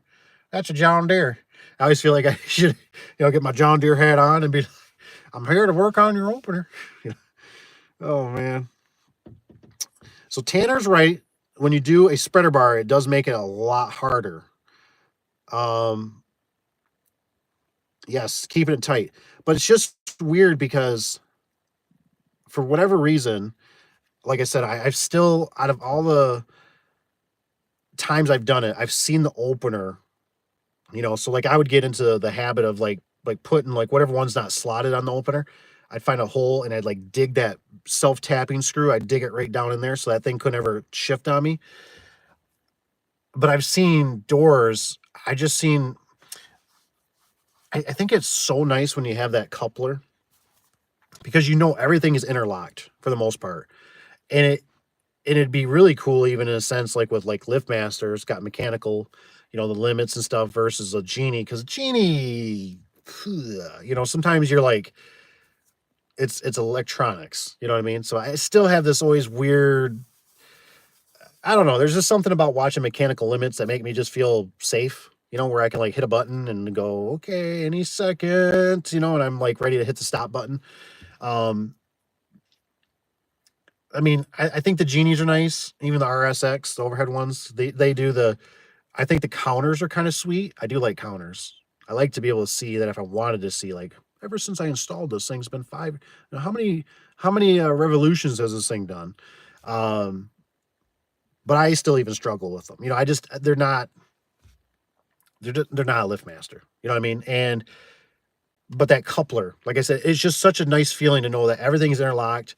That I have maintenance guys that go up there and they drop the chain or do something, and I'm like, whoa, like, why didn't you just pull the disconnect or do this or do that? And they're like, oh, we had to do this, and I'm like, and they probably do it with the center coupler too. You know what I mean? But it was just something nice to see that whole shaft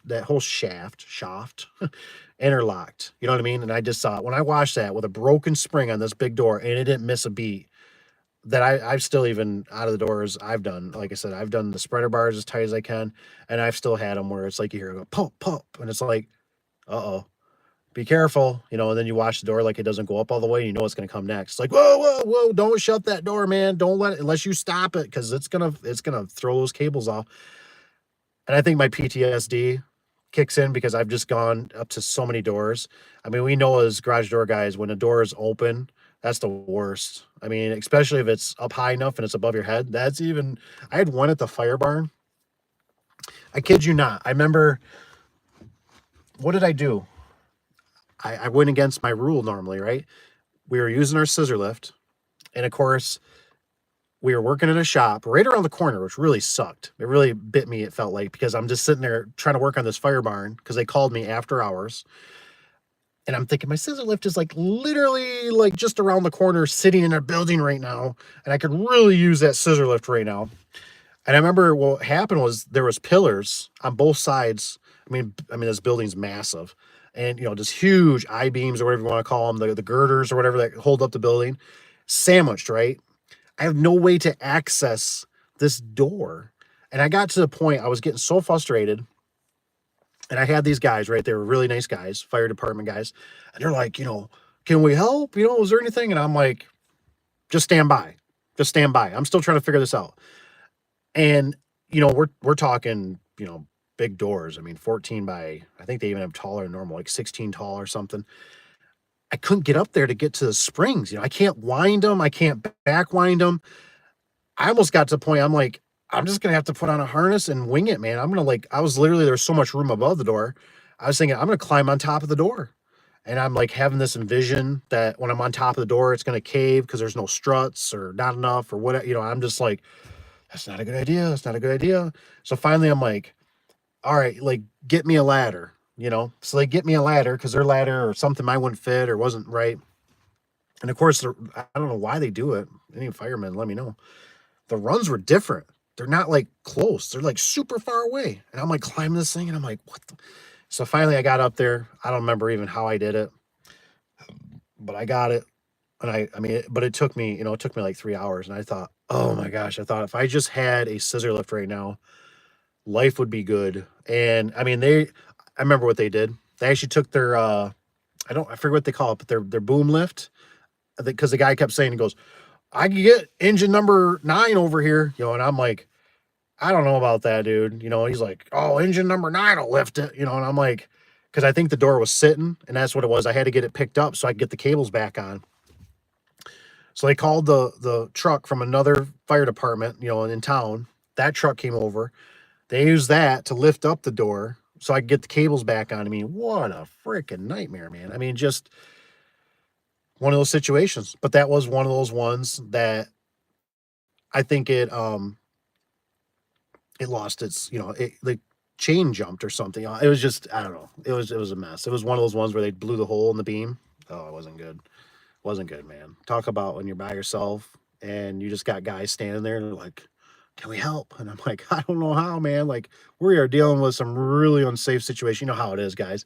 You got rollers popped out. This door is like 2 rollers away from just coming out of the sky. It's like, I just want to go back to bed. uh, Mr. Rich, what's he got? Just got back from the movies? Oh, what is that called? Angely or something? Very good. Hate to get off the top. Oh, check it out. That's cool. Oh, Snurkle. Is it Snurkle? Snurkle truck? I feel like we call them different around here. I forget. Do they call them ladder trucks? I think they're called ladders or something. A ladder truck. Gotta get the ladder truck. Get engine number 9 over here. It was awkward. Like I said, it was probably one of the most stressful situations. I probably had sweat just running down the front of me and everything. Probably looked like I peed my pants because I had so much sweat running down me. Hot summer night. That was the only nice thing. There was a breeze at least coming through, but I just remember they bring me this ladder and I start climbing this ladder and like I missed the first. I'm like, what the? And I'm thinking, you guys climb this? Like, and OSHA doesn't like, I mean, we get whacked with OSHA, right? Oh, your steps, your ladders. And I'm thinking your runs are like 6 inches farther than normal runs on a ladder. What the hell is this? Like, what is this? So you can get up a ladder faster? I thought, well, these must be, these are, which they are, normally firemen, they're real men. They're big dudes. But it was just the craziest thing, man. But I just still remember I was sitting there and I kept thinking, all I got to do, man, I got to climb on top of this door. There ain't no other way. Like, I got to climb on top of this door. I'm like, and I'm going to have to take a come along, and then I have nobody here to, like, feed me. They'll do it. But you know how it is. You get on the back of a door. You know how it is, right? The doors, I think it had a little bit of high lift, but you're on the back of the door. And now you put a ladder, and now what if something gives? That door, I mean, just, oh, man, think about what could happen. It could be bad. Doing is putting cables back on. Oh man, Tony, that sucks. Oh, then put it back on. 3 weeks. Oh man.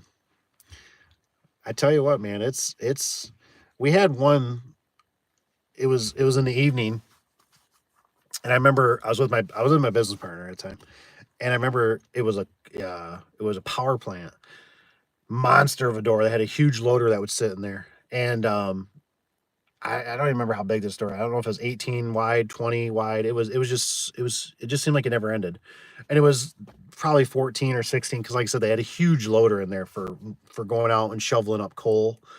So everything in there, you just imagine everything's dirty, everything's cobwebbed. It's just, I mean, dusty. It's just the dirty of the dirt, right? I mean, the door is just in a horrible environment. And they called us up and said, "Hey, we got a problem. We can't get our door down, And so we show up there, and I mean, literally, it was like two rollers holding this door. And I don't know what was going on. I don't know if my business partner was like, it was probably a Friday at 5 o'clock, but he just goes up there and he starts banging on something. I don't even really know what he's doing. Like, I'm like, hey, we need to go at this with like a game plan. And he starts wailing on this thing, and I'm like, start yelling. I'm like, dude, I'm like, stop. There's dust flying. And I'm like, the door is completely up in the air. And I'm like, there's like two rollers holding it. We got two corners. That's it. Like, if this is, you guys let me know what you think. They always, certain safeties, photo eyes, all that stuff, that's the world we live in. But I'm always thinking to myself, I always thought, there's one rule I wish they would come out with in the garage door industry. And that one rule would be they need to come out with long stem rollers in all commercial doors. All commercial doors are standard long rollers. They're 4 or 6 inches past, even if it's a double hinge. They're past, because I've had so many garage doors that have gotten crooked, right? And then the top panel or something's peeling out of it, and I'm looking at it going, well, if that would have had a long stem roller in it, you know, and I always thought, well, hey, if the worst case, right? If you got a situation, because I've had it where long stems will run in like the bottom roller, or the bottom bracket will run into something, a screw, another something, whatever, right? If the worst thing that happens, cut it. I've done that many times, but I have a hard time. I've had a real hard time trying to stretch the shaft of a roller. I've tried it. I've tried sprinkling water and, Miracle Grow, and they don't extend. You know what I mean? They don't stretch. But I've had a grinder and I can whack them pretty good.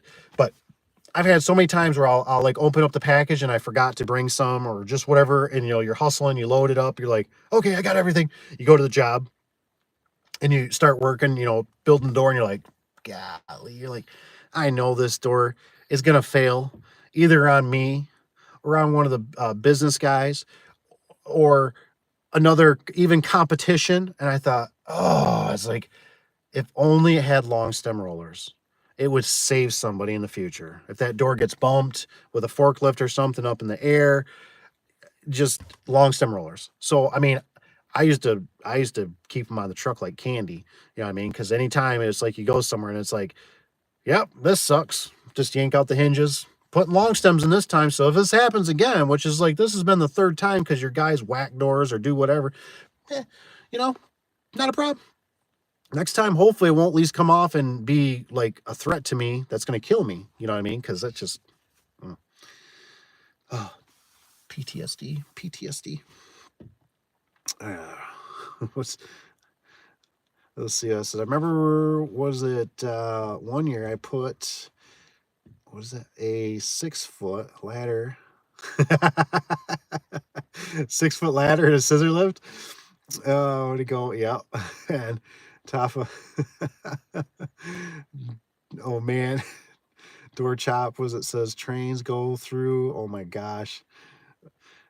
I remember, I don't remember if it was one of the guys that still works at the shop or not, but I remember I did that too. I put a 6-foot ladder. That didn't even bother me. I put a scissor lift all the way at the top, right? And of course,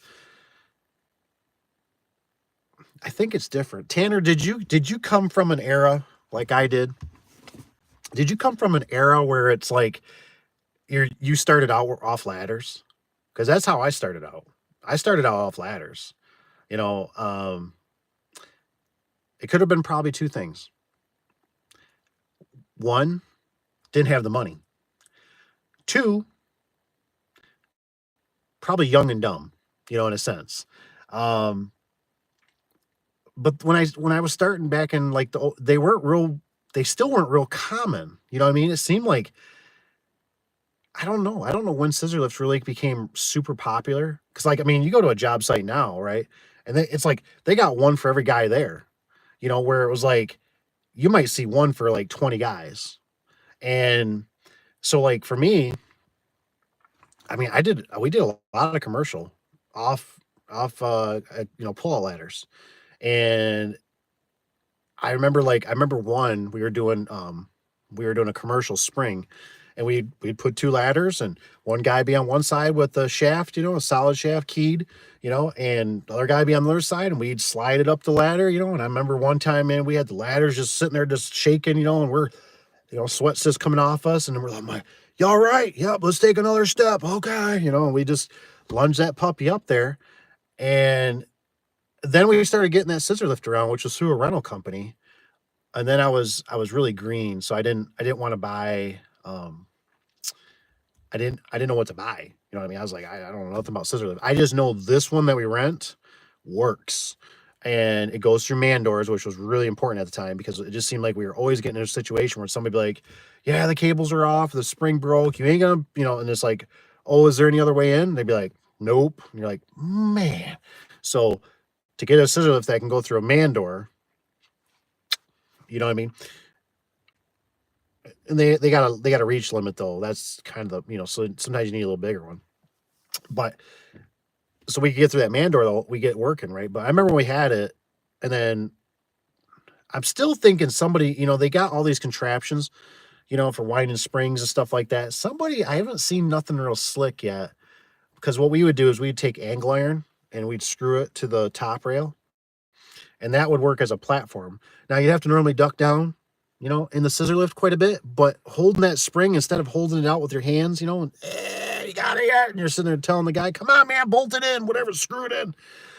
Just slide it out on the track or the angle iron, commercial, of course, angle, and you could bolt it with a little pleasure, a little discomfort because you're crowded, right?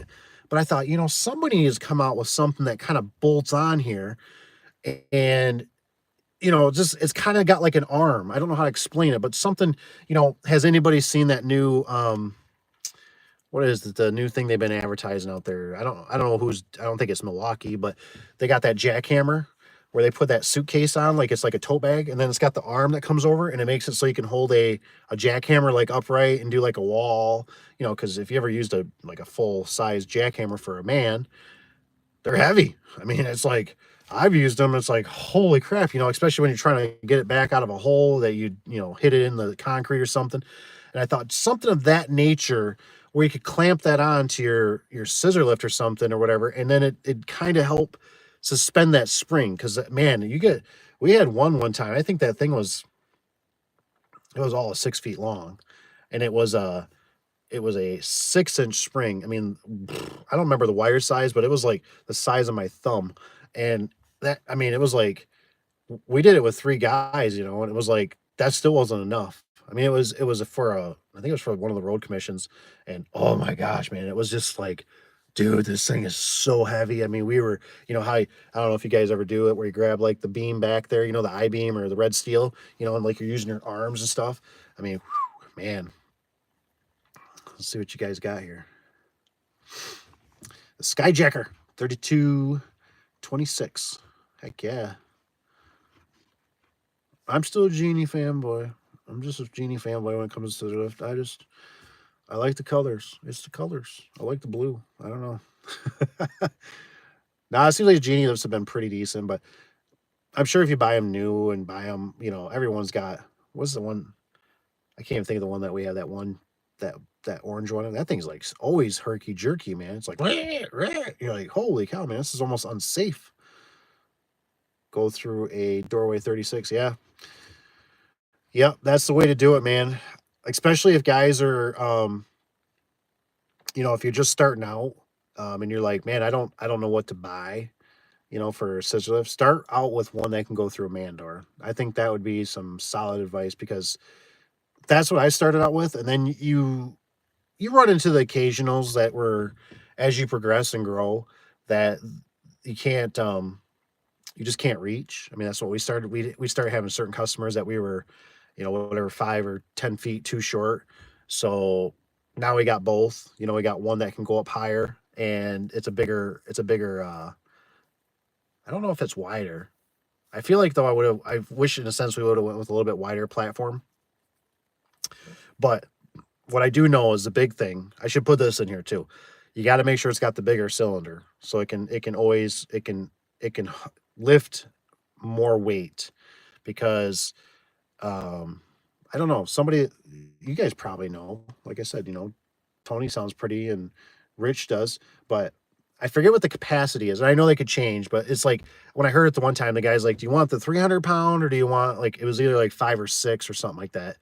And I was like, "There's a difference." And he's like, "Yeah." He's like, "It's like another $200 or $300 or whatever, maybe 500. I can't remember because I was pricing out. I was really close to buying a new one, and and I thought, well, heck yeah. I said, I want the one that can, because how many times? I mean, I'm one of them.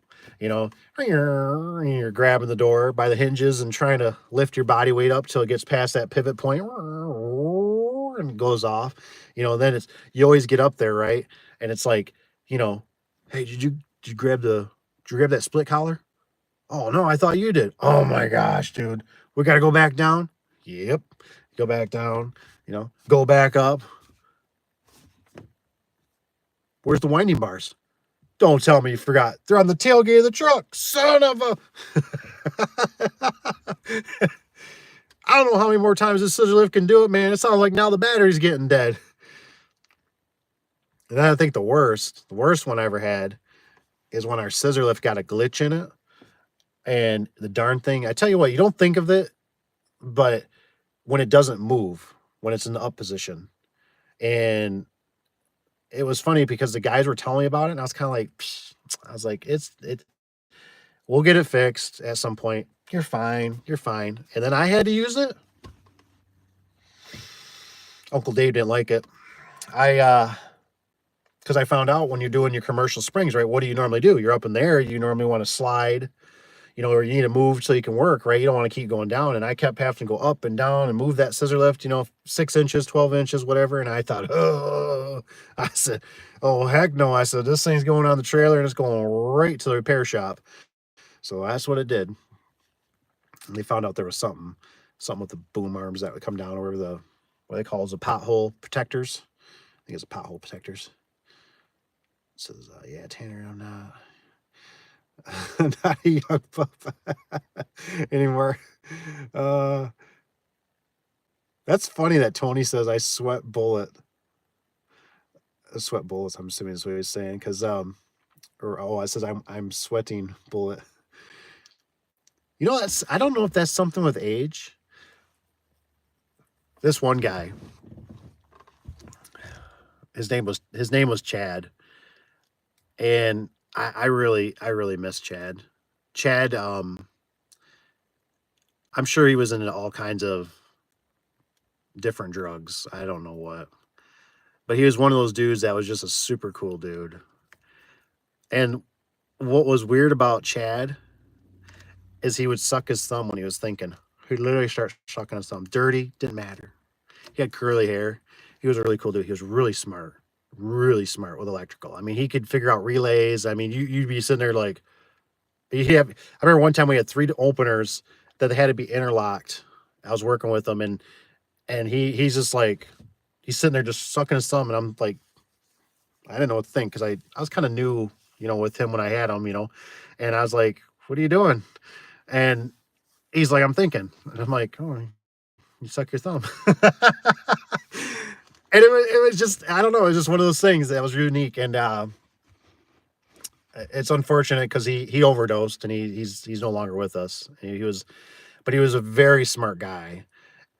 And he was just a super nice guy. I mean, he had an eye that was off, so he kind of, but he's just such a nice human being. Really was. He was a super nice dude. And like I said, I miss him dearly. He was just so cool. And when I heard that he passed, I was so bummed because he was just he just did such a great job of whatever he did, and he made it fun. And but making that stuff interlock and all that, I mean, just ingenious. You know what I mean? That he could do that. It was just crazy to me. I don't know. But oh, that's what I was getting at with the sweat and bullets. I'd work with him, and he was older than me. And I tell you what, man, that dude would sweat. And he'd tell me all the time, he goes, "Man, I'm telling you," he goes, "once I start sweating, I don't stop." And I'm like, "Oh," and I mean, he would sweat bad. I mean, it was bad. Like, I mean, it was dripping everything. And then what happened to me? The same thing. It's like I don't remember how old I was, maybe 30, 35, somewhere in there, whatever. And all of a sudden it's like, man, once the clouds break, you know what I mean? Once those raindrops start coming, man, it's kind of the same. And every time sometimes I'm sweating, I'm always like, God darn Chad. I was like, I don't know, he cursed me or something, you know what I mean? Because like I'll do the same thing. It's like you're just sitting there, you're like leaning over doing something, and it's like drip, drip, drip, drip, drip. And I think it's because sometimes you can push yourself, at least for me, in running the business and stuff like that. When you do business, you have a lot more stress than other, employees and stuff like that, because you're doing everything, in a sense. You're the sales, you're also a tech, you're putting out fires, you're sometimes a secretary when maybe somebody's sick or something like that. Um, so it's always weird because when you're doing it right, it's like it's almost like sometimes you almost can't even like enjoy the job in a sense, right? Like when you're there, like you're present and you're like, because you're sitting there and your brain's just 100 miles an hour going, going, going. I got to get this service call done. I got I got to get this, like, and then somebody comes up and you know how it is, guys. I mean, it's like you get the guys that are um, factory workers or whatever, right? And they got nothing but time to kill. I was one of them, right? I was looking for anything to stall out time or to speed up time, not stall it out. You know what I mean? So it's like, hey, if I can go over and talk to this guy and kill 20 minutes, this is great. You know what I mean? Or hey, I go over here and talk to this person, right? So you get the person there sitting there and they're like, well, what are you doing? You're like, what am I doing? I'm trying to get this door fixed. I got 5 more to do before the end of the day.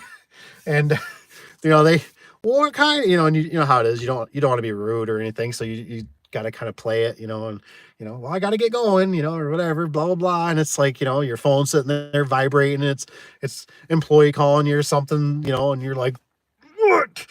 I mean, I'm busy. What do you want? It's like, I've told you before. Text me first with pictures.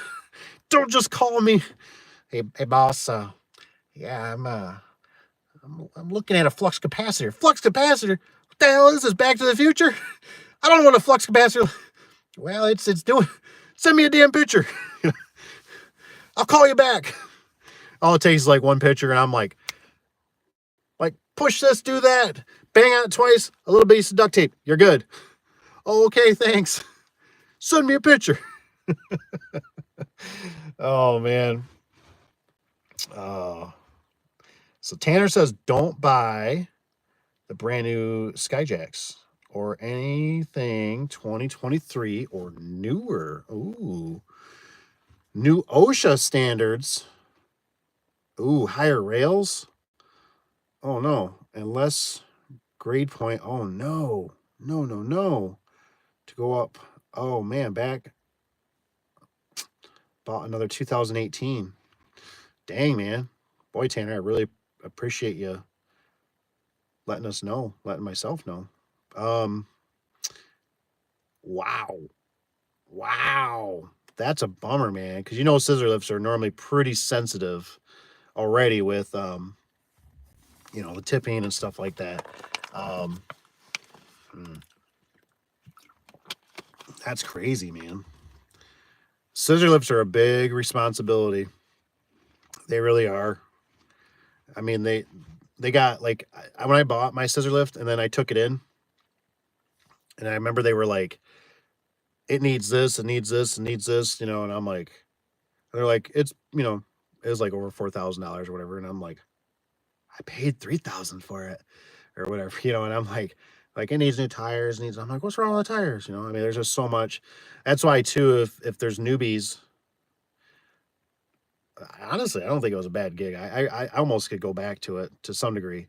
You got to get the trailer. The trailer was the key, right? So you got to have a trailer. You got to have a good trailer. And I still really like those ones we got, those galvanized ones. Uh, oh, I can't think of what they're from. Might have to go back to a previous video. But anyways, Trinit,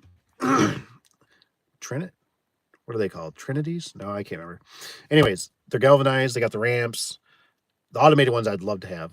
I'd love to have one, but there's so much mechanical moving parts in Michigan and the salt and the brine and everything. I just don't think they're gonna last that long. But you gotta have a good trailer. You get a good trailer, and then if you just lease one, I don't know what they are now. Unfortunately, the company that we used to lease from got bought out. I think it's not. I don't know if you guys have is it Hulk or something that's by you guys at all, but that's who bought this one. And I don't know if they've raised their prices, if they gotten crazy, but it was like $400 or $600 a month to rent or lease or whatever, you know, a scissor lift, and it was really kind of nice, you know what I mean? Because you had that feeling that if something went wrong at a job site or something, you know, they're gonna bring you another one. They're gonna fix it. You got might have to bring it to them, you know, something, right? But it was just nice knowing, because especially when you're the owner and stuff like that, you know, you're 100% it, right? I mean, it blows a line. What do we do? Oh, you know, do we call somebody? No, I know a place that makes hydraulic lines. I'll take it. Blah blah blah. You know, so you had like another crew person, and now you got something that's new too. And if OSHA or somebody came and said, "Hey, you know, your lift isn't up to whatever, or it's not," you could call them, and theirs is all inspected. You know what I mean? So there was a lot of beauty to it, because now every year, you know, you got to take yours to get inspected. It's got to be, you know, and it's. I'm sure some of you guys have the states. I don't. I mean, I don't know if you guys like them. I keep thinking about it in Michigan. I go, boy, it's gonna really stink if they ever do the, you know, where you got to have your car inspected.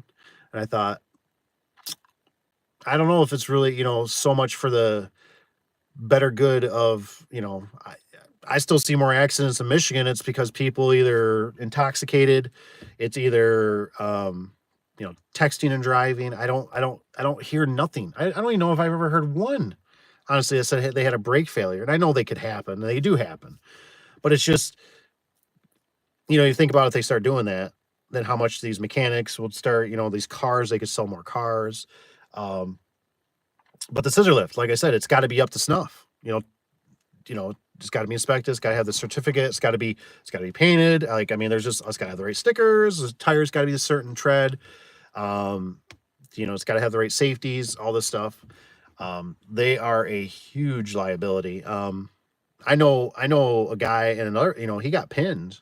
The dead man switch wasn't working, and the scissor lift went up. Whatever. Well, he was on the lever, and it pushed him right up into the ceiling, and it did him some damage. I mean, it really hurt him bad. And yeah, so they're they're crazy, right? Because it's like you look at it, and I, you know, I'm kind of like the old school where I could look at it and I go, dude, a scissor lift is way safer than a ladder. What I used to go, you know, think about, you slip off a run, you go whacking down the ladder, you if you don't tie a ladder off, which was it? Was it Tanner? Did you send me the one with the guy that's the ladder slid out? You know, I mean, there's all kinds of stuff, right? I mean, a scissor lift is like gravy, man. You're up in that thing, but like I said, the liability. I mean, that's the stuff. I mean, that's when you get employees and stuff. That's why everything turns into, you know, um, my one vendor, you know, she used to always, you know, tell me, she says, I don't see what the big problem is. And I said, the problem is, I said, it's not me always installing it. I said, that's why I need this to be this way, because it was never a problem when it was me installing it, because I can figure my way out of anything. I'm like the MacGyver on TV. You know what I mean? Like, it's like I'm under there cutting exhaust off. You know, I'm like, I'm gonna weld this and fabricate this, and oh, this should be my flag bracket. You know, And because you know how it is. It's different mindset when you're there because you can't say no, and if you say no, it's going to cost you a lot of money. But when I have guys and stuff, if the flag brackets or something's not in there and they don't have spares or they use their spare or something, it's a phone call. It's and you know how it is. Normally, you're out doing service too, in a sense, right? It's hard, especially when you're starting out doing business. That you're typically not just sitting in an office waiting for a phone call, going, "Oh, no, I'm waiting for somebody to call me and you know to help them out," type of thing. It's normally you're out working too, so now either you got to drop what you're doing, you got to tell the guy to run back to the shop, and then you know how it turns out because now he's got to leave the job, and then what if he doesn't find something that he needs at the shop or something's not the right size? So the list can kind of go on and on. So that's why you need those vendors that there's a lot of things that are working against you that I didn't know about in the business. That's why, sometimes I'm always like, yeah, you may want to think a little different sometimes. It's not like I said, it's not that you can't make a living and you can't do good. It's all there. It's just, um, sometimes the sacrifices and you got to be willing to, sacrifice a lot. I mean, depending how fast you want to go. You know what I mean? And for me, I went really fast. I mean, I didn't because it was a lot of years of a lot of beating up and a lot of learning, but it was, I did a lot of sacrifice. Like I said, a lot of late nights, a lot of weekends, a lot of, and so, and then, you know, probably when the cough syndrome came around is when I really looked at things and said, man, I said, they really are screwing us, and it wasn't just them. They had their own problems too, the manufacturers, but it's amazing how everything can crumble so fast and the shifts of you're held hostage. You know what I mean? So, like, I'll give you guys an example because you've hung in here and it's starting to get, I know, pretty late. I see there's a few of you, and like I said, don't if you haven't hit the thumbs up, please hit the thumbs up. I always like thumbs up. It just helps bring more people in and everything and more conversation. So something to think about. I just want to put this in perspective, and I just different when you're the owner. It says make it happen. That's right, man. It's so weird. I feel so blessed that I've been able to be an owner and a business because when you do business, it is just such a different world to be on the other side. Everything looks so different. Politics, everything just looks so different. You look at how many things are working against you. I mean, when you think about it, you can tell me if I'm crazy on this, but I was telling the wife this was, I don't see another way around it. I really don't. I don't.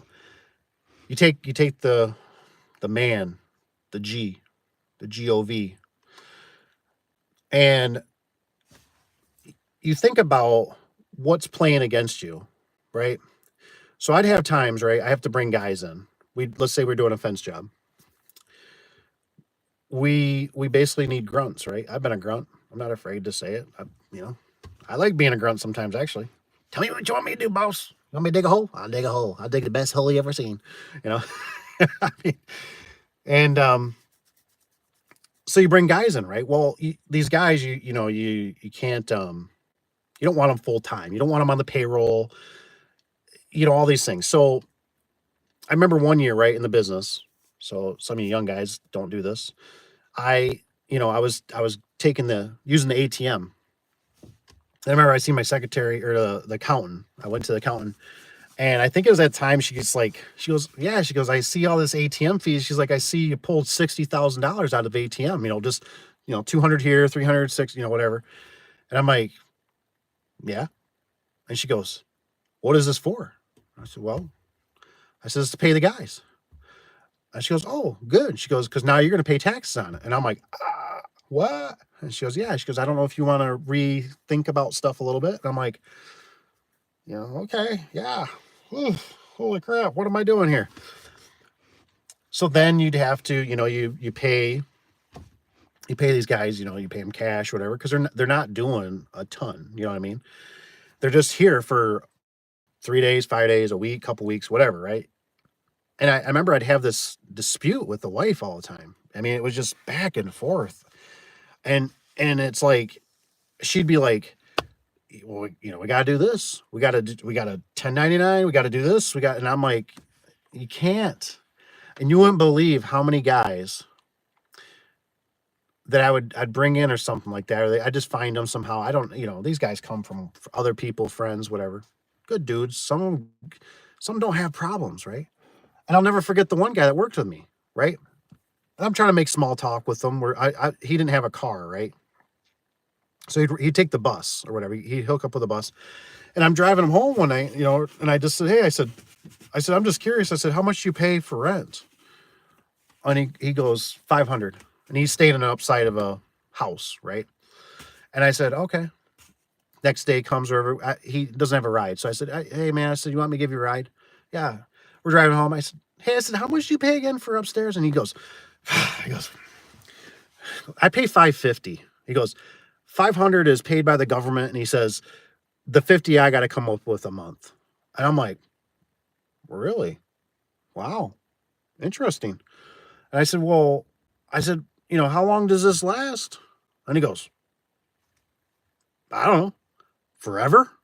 And I'm like, forever? Like, what the hell? I'm like, man, I got to make my payment, house payment, all that stuff, blah, blah. I don't got to. And he's like, he goes, I've been doing it, it's like 4 years now. And he goes, I luckily got put in the first of the stack or something by some lady, which is normally not normal because he's a single male. I guess if you got a family, it's different. He says, yeah, they come in and inspect once a year or something like that. But I got to come up with $50. And so in a sense, like he'll work, so much, rich. I don't get the train exactly, but he only work, basically enough to make his $50 in a sense. And then he don't want to work. Right. But he would, to a certain degree. I remember how I found him. Now I think of it. I was at a storage unit and I seen two guys helping this person. I could tell they were just manual labor. So I walked up to him and I was like, hey, I see you guys, so I got his number and stuff. And it was really crazy. The dude was super nice. He's probably better looking than me. He's bigger. I know he was bigger than me, not like super fat or anything, or, and I'm like, but the motivation's gone. He has no motivation to up his life. Like he ain't gonna, he doesn't want, he'd go from job to job to job to job to job. And he doesn't last. I mean, he doesn't have to. And I was explaining to the wife one time, I said, look, I said, if you would get rid of these government subsidies, I said, there would be people walking down the street. I said, looking for a job. I said, that want to work, they have to work. I said, they can't afford this, no other way. And I said, it's really screwing up the system. It's really working against us. And I still believe that to this day. You know what I mean? So it's like, sometimes you got to bring it. I had a guy, he had some kind of disability, but majority, I mean, maybe once a month he'd call me and say, oh, I'm not feeling so good today. I don't know if he was kind of playing it or whatever. But he got disability. And so he can't make, he can't make the money, I mean, like he can't show. So it's like, and my wife would just, I mean, she'd hound me on this. And I'm like, honey, I can't, what am I supposed to, by the time I try, then I bring them in and, and like I said, they just pop in and pop out because the workload that's just how it is. It's a roller coaster in the business, right? It's like, oh my God, we're screaming and ooh, you're down. And it's, oh my God, we got to need 20 guys. And then now I need 3. So it's like, what do? You know what I mean? And it's just sad that the system, I mean, you're plagued with it because, like I said, you got the temps and stuff. Some of these companies, these big companies, I think Wayne Dalton had an issue where I heard something about with the Amish, when the cough syndrome was going around that they, and I'm hearing this like after the fact, you know what I mean? So it's like, all of a sudden it's like, oh, now I know. Now you're telling me? So all your workers basically walked off the job, all the Amish, because they're not going to put diapers on their face? I mean, you know what I mean? Like, and I'm like, So is that why quality control went to pooey poo? And like, I mean, everything just like it just exploded with like, what is going on here? And then we had, I don't know if it was so much even Wayne Dalton or whatever, but they're sending us like they send us a window section, and you're going, where the hell's the rest of the door? They go, I don't know, that's what they send, and you're like, well, well, I got the paperwork. Sure as hell, they sure as hell aren't billing me for this, are they? Like, and then you turn into a storage unit. Because you got to store all this stuff, you draw window section, you got the rest of the door. Oh, here's all the door sections, right? But you ain't got the track. And so it's just like, there's a lot of things that work against you. You know what I mean? So it's like when you find good product, you're like, oh, thank you. Just be a good product. Treat my men and women kindly. And, you find those good workers and everything. It's super tough, there's just a lot of variables. Then you got to deal with DOT. You got to pay your taxes on your building and all this stuff. You got to pay taxes on your car they want to tax you on the property just in your building. You know what I mean? That it's just there. How many computers you got? How much is this stuff? How much product do you got? It's like, wow. So it's really deceiving, and then you get certain guys that'll come in, they'll be looking at your invoice or something. They're like, I think I did the numbers right. You made $1,200 off this. And you're like, yeah. And well, that's quite a bit of money. I made you a lot of money today. Well, remember the truck that you had banged up? And then remember the one job we had to go back 3 times because you didn't, I told you to use the gel connectors and you still wanted to use those stinking wire nuts. And they corroded or they broke. You didn't realize that you broke them. Just things happen. I mean, there's just a lot of things, and there's a lot on it. So it's like when you can eliminate that stuff. Yeah, don't forget. Oh man, that's funny. I don't know why my thing is not updating on here. Oh, okay. I see your guys' comments. Like I said, but it's stuck on Tanner. It's stuck on Tanner.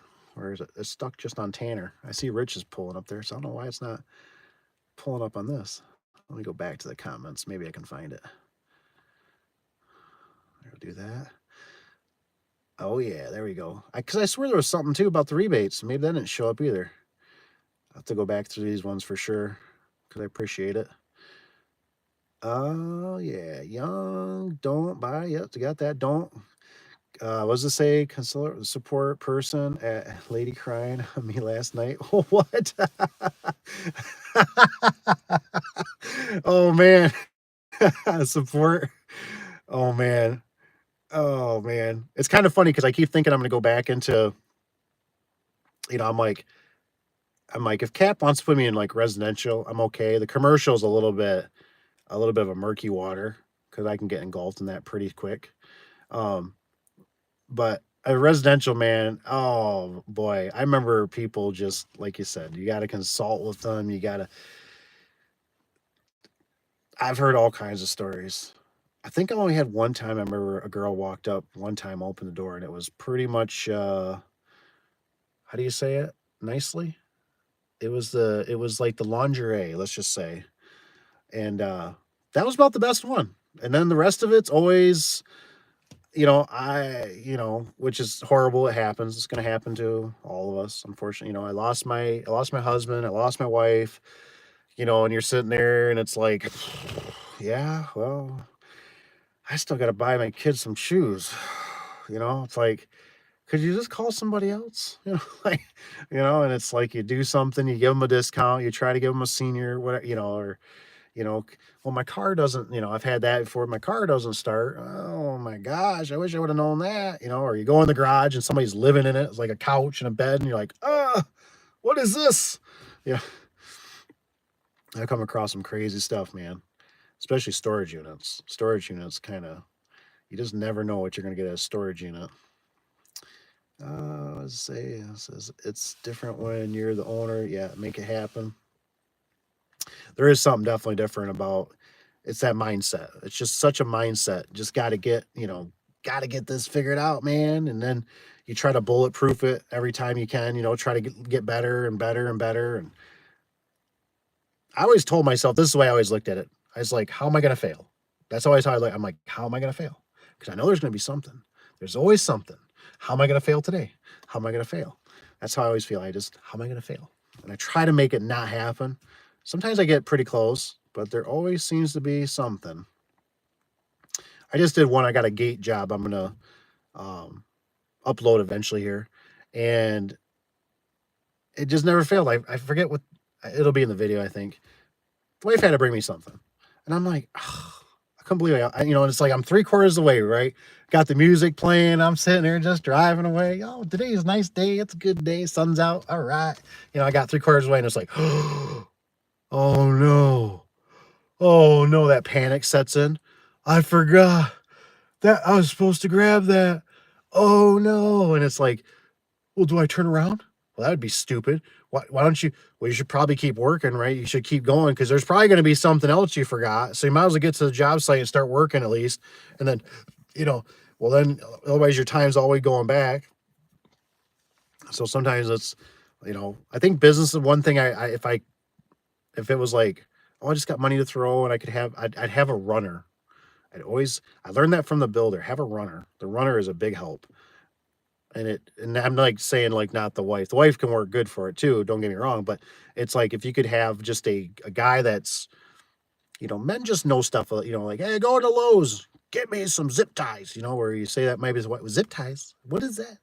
Do you put that in your hair? What is that? No zip ties. I need the wire nuts that are gel connectors, the red ones. Oh, I got it. Versus gel connectors. Like, do you eat them? No. Oh man, here we go. We got into some of these now. What does it say? Section, what's Mr. Richard? It says Section 8 in California is common renters like this because stable rent paid even through not top of market price for home. Yeah, I think, I remember, I don't know if it's biblical or something where I remember the wife saying something about, at one point in our lives, how you're going to have something that's, everything's going to have to be subsidized to some degree just to be sustainable, you know? Um, so you don't know, man, with the way things are going, it's getting nutty. I was just watching a guy and he was telling me how we always get into and I thought, there's a lot of truth to this. We always get into basically I don't know if I can say it. So a WAR, um, Friday nights into Saturday. And I think we're doing something with airstrikes. I've seen something going on and I thought, great, just another, you know, and then I think you guys have seen it where obviously there's something going on with some of the immigrants in New York. And some of the stuff you got to always really take with a grain of salt. You know what I mean? Like you got to remember, who controls the media, controls the masses, you know what I mean? So you got to really kind of like just use your best judgment. You know what I mean? Just use common sense. And it's always either about power or it's about money. And that's just what it is. You know what I mean? I remember in my building class, like, a guy always said, he says, always follow the money. And I've done that for a very long time. And I always try to look in the backside and go, who's making money off this or what's going on here? And normally it comes out pretty good where you're going, all right, yep, I got it,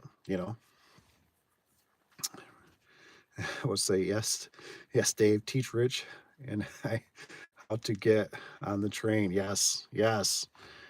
It's really sad when it comes to it because it's like, darn well you could have a lot more workers at affordable price. I mean, what was it not too long ago? The whole $15, right? And I tell you what, I know people are getting $15, and I tell you what, my service sucks.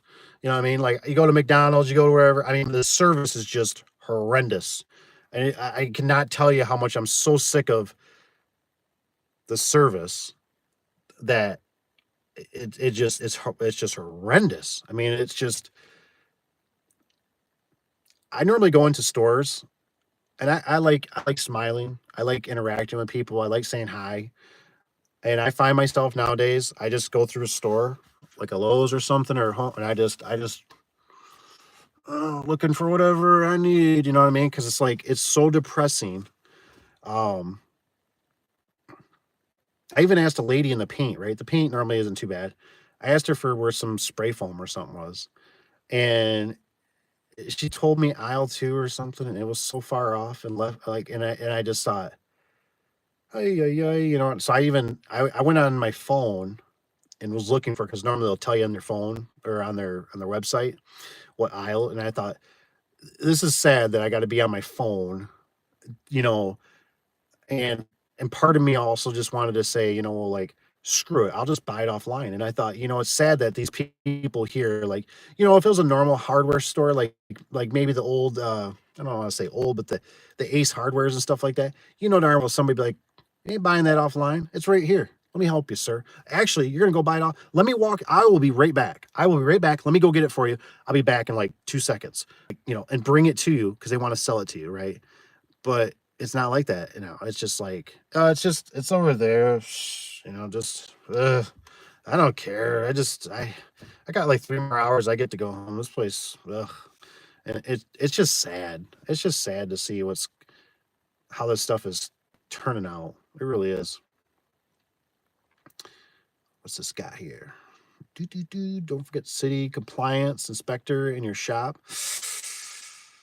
Oh man, those city people.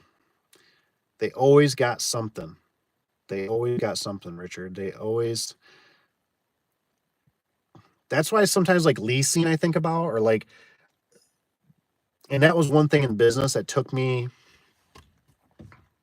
It took me some time to figure out. In the business, I always, you know, you always kind of get this mindset like you want to own everything, right? I think we're brought up that way. Honestly, I think we're brought up that way in America, and whenever I heard about the airplane, right? They say, hey, you don't want to own the airplane. You know, you just want to use it. You want to fill it up. Do you want to maintenance it? Do you want to pay the maintenance guy? Do you want to store it? Do you want to fix it? I'm like, oh, heck no. And that's where, when you put it in such a big picture like that, like, yeah, I don't want to own the airplane. You know what I mean? Like, I just want to fly it, you know, from here to somewhere warm. It put in stuff in perspective to me where I was like, oh, wow. Like, okay. So yeah, I mean, in a degree, and like I said, everything's on a tipping point, right? It depends on how much it costs and how much you're using it and all this kind of stuff. And so like, well, the scissor lift to me, it's like, man, it's like kind of a no-brainer in a sense. And I don't remember, I think what it was, we more or less hit a low spot with business, right? We were kind of, it might have been the cost. I don't remember what it was. I think it was before that. It had to be before that. And that thing was sitting there, and it's like, okay, we've only used this thing once this month. You know what I mean? It's like, do we really want to keep paying, you know, $400-600 a month for this thing? Or do we just go buy one that's, you know, $4,000 or $6,000? And so we made that determination to buy one. And so we did that. But kind of looking at it now, like, I'm like, geez, man, like how much we use it, it might, you know what? Might not be a bad idea next week to call. Honestly, should call and see what the new place is charging at, because I know our little one's getting due. And I tell you what, it's just a fixed where the one that we have now could be, the batteries could be going out, you know. It's just, there's a lot of stuff to it. So it's just, there's just different layers, and I don't know what your layer is, you know what I mean? But for me, it was just great, because it was like, now I have a mechanic over my shoulder, you know what I mean, where I'm the mechanic, you know what I mean? So it was like, you know, you're already out doing service calls, you know, now it's a phone call. Hey, scissors, it's acting up. Great.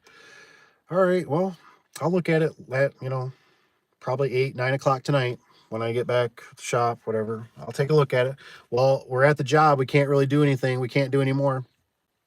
Yep, not a problem. I will swing out there. I'll take it. So now that you know, you get to play like dumb, you know what I mean? Where you just go, I don't know, call the company we rent it from. See what they say. It's their, I mean, we rent the darn, like, maybe they'll bring another one out, you know? And so now you can empower the employee. So it takes that burden off your shoulder, right? You can empower them and say, call them, see what they say. Maybe they'll bring us a new one. Maybe they'll send a mechanic out and fix it. So it just took that huge burden off my shoulders. When we did that. Yeah, it sucks having a payment. You know what I mean? And yeah, you're not gaining or whatever, but it's just you pay for an employee, right? I mean, they do a good job and everything, help bring, so now you got like that extra person. So it's just, I don't know. To me, it was really nice. If they can make the numbers right, which they normally don't, hell, I'd lease a truck or a van. You know what I mean? They do it with big box vehicles. You can do that, and those numbers seem to work out better. But small vehicles, nothing anyways I've ever come across. Enterprise or anything like that. The numbers just don't work out to make it worth. And then if you can't really alter it only to certain degrees. At least from what I've seen. So, oh yeah. What's rich guy says I'm on. Yeah, aren't we all? Says I'm on a fixed income. Well, I got unemployment. Not unemployment, but retirement. Retired. Oh, what's up, Mr. Justin? Justin Johnson. Howdy. Oh yeah, 100%. 15 is the new 750. Isn't that sad? I think I was just watching something on what was it? Somebody was doing for I think it was like $23. And I forget what they were. Maybe it was a shop or job or something. I forget. And I mean, people were just disgusted. I mean, I'm just sitting there 23. What's their phone number?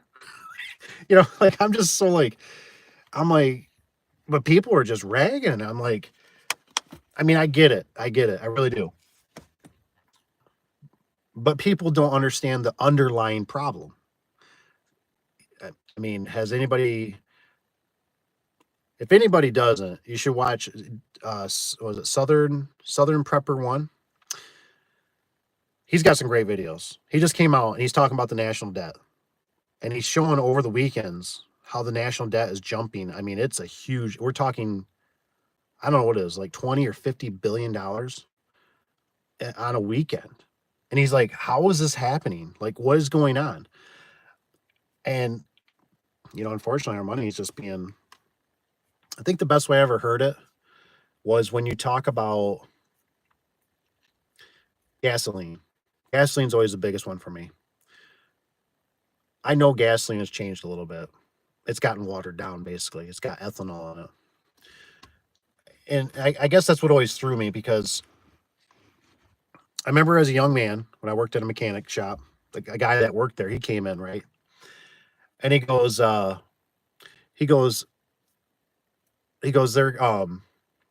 watering down the gasoline, he says. And I said, and I'm thinking, another mechanic there's like, they're watering down the gasoline. What the hell are you talking? They can't add water to gasoline. Like, you dummy, blah, blah, blah. And as time went on, I realized what they're doing, right? They're doing the ethanol, right? Well, then you start doing the research and all that. Ethanol actually, it doesn't seem like it burns. You don't get as much combustion out of it, so you're actually getting worse performance. And I thought, oh, okay, I get it, right? So they're watering down the gasoline, right? So we, as Americans, including myself, right, we kind of got what we wanted, right? We want cheap gasoline. We want cheap gasoline. We want cheap gasoline. So we got cheaper gasoline because, if you go and get rec fuel or the non-ethanol fuel, fuel, I mean, it's whatever. It's $4.50, $5, $6 a gallon. Holy cow, man! Well, gasoline around, at least in my area, normally around $3. So you're getting a worse product, right? So gasoline's one of those examples I think of where I go, gasoline used to be 10 cents. It used to be 50 cents a gallon, right? It takes more dollars. That's how I was saying. It takes more dollars to buy basically the same, and it's not quite the same, but to buy more of it. You know what I mean? So it's like when you go in the store, my dad always used to say, Menards, right? That's $100 store. That's $100 store. He's right. You go into those places, they're $100 store. Now it's changed a little bit. They feel like they're like $200 or $300 stores. You go in there, you can't leave without spending $200 or $300 for whatever you buy. Some lumber, screws, nuts and bolts. They're expensive, and so our money is being so diluted. That's the problem. And then they just keep taxing you. I mean, it's getting bad. I mean, the taxes are just what's killing people. It's just more taxes. And I mean, it's just, I mean, you think about how bad it is where when you get taxed, right? You get taxed in your paycheck. Then you go buy, let's say you go buy a car, right? And then that car, think about how many times that car gets taxed. Even if it's a used car, right? You got to pay taxes again, right? Secretary of State, whatever. Then you got to put plates. You got to make sure you put the stickers on it, right? You got a registration, and then depending on the vehicle you have, whatever, right? You might have to, you got to put full coverage on it, or I mean, it's ridiculous. It's getting goofy. Yeah, says Tony says nobody takes pride in what they do anymore. It is sad. It's really sad. It's almost sad enough it can make me cry because it just I just I don't think it's going to change. And I mean, you guys let me know because I don't think it's gotten better. I don't think it's gotten better. I mean, I feel like my dad a little bit. He mentioned to me one time. He goes, "That's how it's always been, right?" Well, so anyways, let me step back. This other guy I used to hunt with, he was he ran a water softener and like a propane, kind of weird combination, right? Propane and water softener business, whatever. And I remember him one day, he's on the phone, right? And he gets off the phone. God darn it. And he's all kind of upset, blah, blah, blah. And you know, he goes, I can't believe one of my guys, he goes, tells him it's a bad system. Why would you ever tell him that? You know what I mean? Like, and I thought I can relate to that. I've had, before I was a genie kind of guy, and now I'm kind of neutral and everything. I just want something that works. I just want a product that works, that's reliable, that's easy to install, that, hey, can we at least, get 10, 15 years out of it with like really no hassles, like an opener at least. And he was saying he's like these people are just not the same. He's like these workers, and he ran a business longer than obviously I did, and I was sitting there just like, and my dad acted like, kind of like, like it's been like that forever. And I'm like, no, I'm like, when I was a kid, man, it's like I remember like Marlboro lights, a cigarette, a guy maybe with a hat, with the flannel on, work boots, Levi jeans. I mean, and like a cooler. I'm ready to do some work today and get this done. Get out of the way, you slacker. That's what I grew up on. You know what I mean? And I just don't like. I see guys like, perfect example, semi truck drivers. How many semi truck drivers do you ever see anymore? Like walkout blue jeans, cowboy boots, or just even regular boots. I mean, now it's like sweatpants, flip flops, and you're like, I mean, I've had guys come for wanting jobs at the shop. They walk in. I'm like, all right, they're wearing flip flops, they're wearing sweatpants. They're, I don't have a driver's license, and I'm like, and I remember I told one guy one time, I said, "What do you think we do?" I said, "We just sit around all day here and rake the leaves." I said, well, I could ride along and help. Okay, what are we supposed to do when we train you? Or what if we need you to run some parts? Or, and then there's a whole list of reasons like why don't you have your driver's license? Like, what did you do? Why I had a guy one time. I remember we're going to a commercial job, and he pulls up and he gets out of the truck and he's got sweatpants. I said, dude, I said, well, you didn't say that. And I said, it doesn't matter. I said, you should always come every day. I said, with a pair of pants. I said, you don't wear sweatpants regardless. I said, it's one thing, maybe it's a hot day, you want to wear shorts or something. I get that. But you still should always have pants because some of these places we go, you can't wear shorts. It's just, it's safety.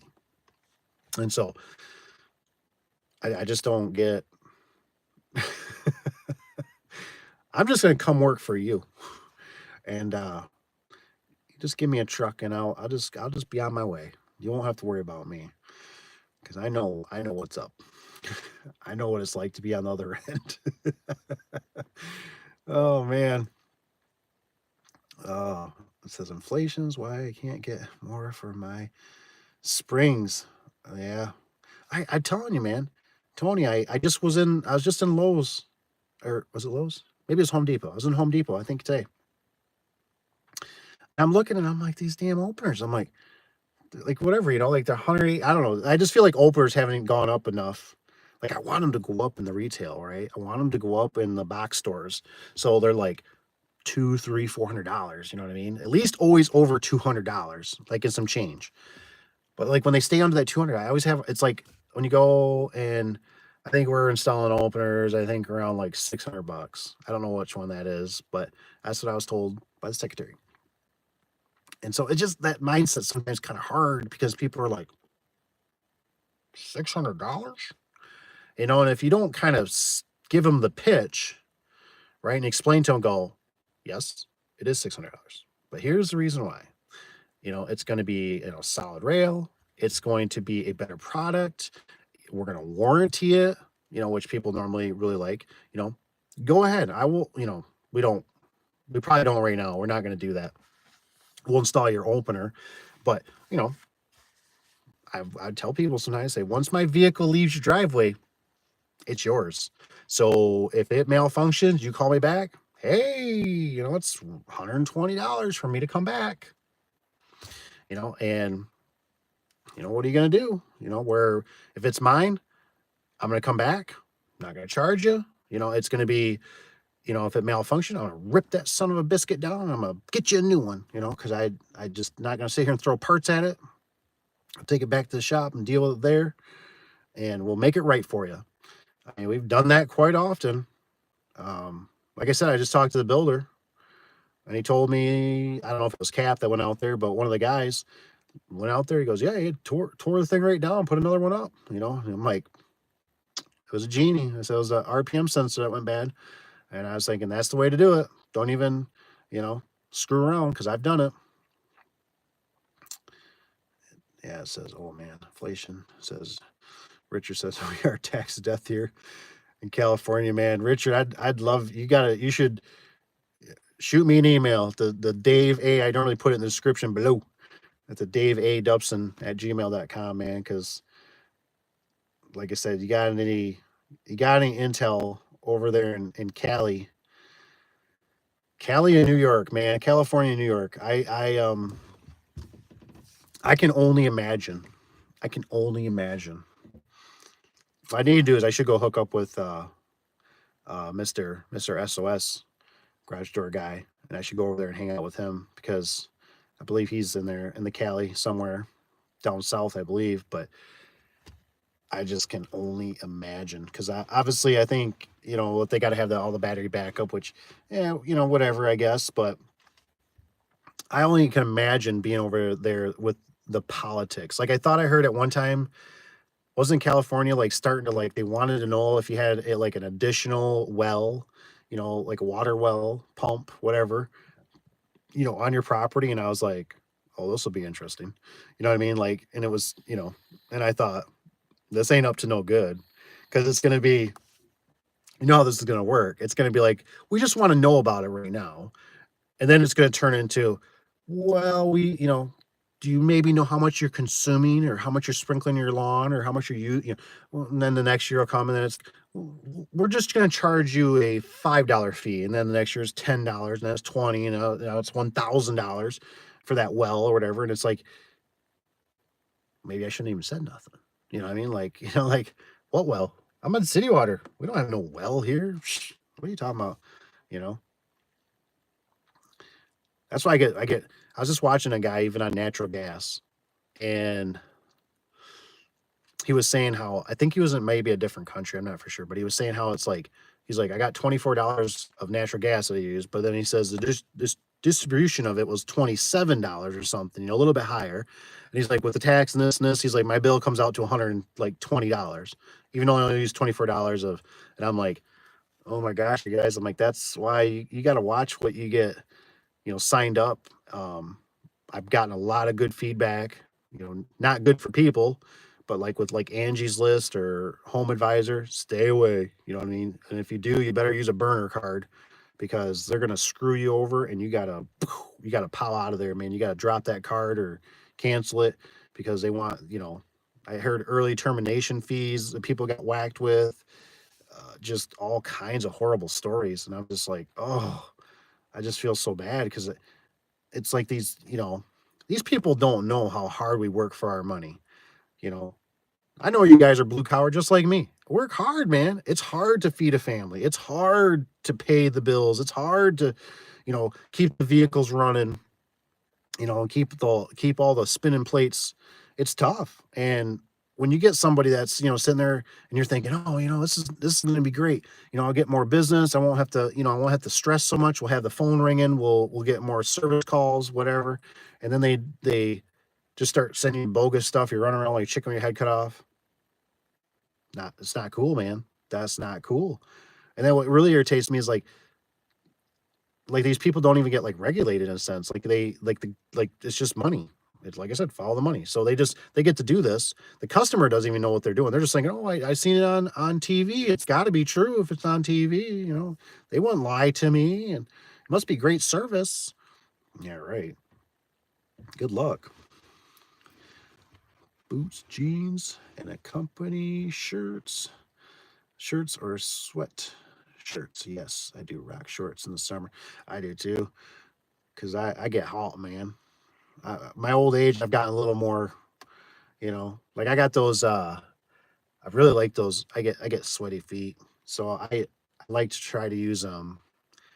It just depends. If I go commercial, I'm boots, man. I like boots above my ankles. I don't like my ankles getting messed with, but I like those Reeboks. I got some Reeboks that breathe, but they're like steel toe, and they're so light. They work so nice. Ooh, I love them.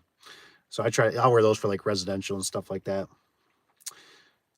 Summer, but yes, driver's license needed. And if you show up in sweatpants, yeah, you can go home for the day and do it again. Don't come back. Oh man. Oh man. The sweatpants, like I said, I had to send that guy back. No, actually, I remember I had an extra pair in the shop, and luckily he was about the same size as me, so I threw him my pair of pants. And imagine though, he was the one that kind of stiffed me on a big job. I got a brand new customer, right? I've wanted to lock this customer in for a long time. It's a big like I don't know what you call it, sport event place or something, and it's just been around forever. And it's like what an honor to work for this place, right? And I want to do them good.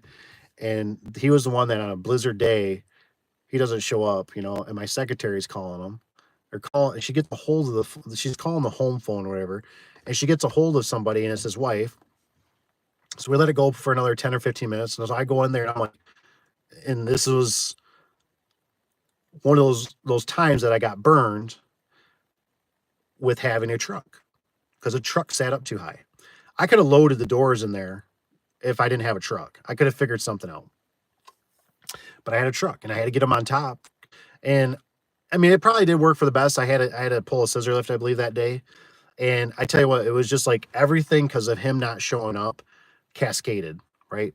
So I had to call my stepdad in. God bless him. He came in, he's always been very good about that. And so he comes in, and I remember we're loading these doors, and that's when it was real icy, and the wind blew us literally, with the doors and above our head, in the slippery driveway. And I go back in there, at the one point when I gave up on him, and I'm irritated. I'm like, where is this guy? And she's like, she doesn't know. And I'm like, doesn't know? I'm like, she's like, well, his car, was in the driveway. And I'm like, is he in the basement dead? I'm like, how does she not know? And they playing us, what I mean? He was whatever. She was just kind of not that bright to tell certain things, the wife. And so I'm like, whatever, and of course we get up to that job finally, right? We're already running late. They were going to be there waiting for us, right? There was some weird separate building. So we got to show up late. Luckily the weather was kind of crummy, so we kind of could buffer that a little bit. And I remember we got the scissor lift off. We start working. We're getting a rhythm going. That darn scissor lift, the motor burned up in it. I remember going up, and it was, it's like what in the motor was, it's like a starter motor, and it was arcing, and I'm like, oh, I mean, I think we were pretty much to the point like top panel needed to be done and opener, and it was like, oh my gosh. So it's like, it still was working barely, and I think we got the top panel. I don't remember how we did it, but you know what I mean? It's just that's all it takes for everything just to start. So now it's like it's embarrassing my lift broke. It's embarrassing that we showed up late. It's embarrassing that they don't know this, but I already had a call in another guy, and it's like, so you know how it is like the next day. It's like if the guy shows up, whatever, it's like you want to just really, but you can't, but you want to, and you really want to just tell him how you really feel, and you just, oh, hi, made it in today, huh? Oh, that's great. Because the roads are better? Great. Awesome. Couldn't even phone call, nothing? Oh, just in the basement hiding? They were the ones I never see my secretary. This one lady, what was it, Kelly? I think it was Kelly. She was a bloodhound. She would track you down. I was always inspired by her, but I remember she literally, that girl called for whatever reason. She was complaining about something, just chewing her out, right? And she just like goes, I don't care who the hell you are. You don't talk to me like that. Bam, she hung up that phone and she looks dead at me. I'm across, we're in the office. I'm like, and she goes, nobody talks to me like that. And I'm like, oh, I'm just going to finish up my estimate. Don't mind me. And she told that girl how it was, man. She was not having it. Oh, man, it was great. It was great. But she collected a lot of money. Somebody owed money, man. She would hunt your hiney down. I mean, she was a hunter. She was a biker chick, so you can kind of imagine. So she was tough. This is sweatpants. Oh, let's see what Tanner's got. Do wear two belts. Ooh, and if you're not wearing your belt, you're not getting paid. My job is. Two belts are nice. I don't know why I still can't like. Tool belts are really great, especially when you got them organized. They really are. But it's like I don't know. The tool belts always scared me a little bit, so I always did the bucket, the bucket with the tools, and then I would literally, I guess what it was is I was always worried about hitting the door because I've had it where I've swung around, especially like if you do vinyl back doors, and I punctured them, or I didn't want something to fall off my belt. But some of the guys that we did work with, they would always, they wore them, and they're once you put them on, they're nice, especially if you get ones that got the straps. They're sweet. They really are. So they are definitely nice. It says we're two. It says 10. Yeah, we're 565. Really hard when you can pick up for $200. What is that one? It says you were at 565. And then what it says here? Tight. What's this? Or Tony's got? Tight butts. Don't care about. Oh, man. Oh, whoops. I hit something wrong here. I see Rich. Oh man, I hear you, Rich.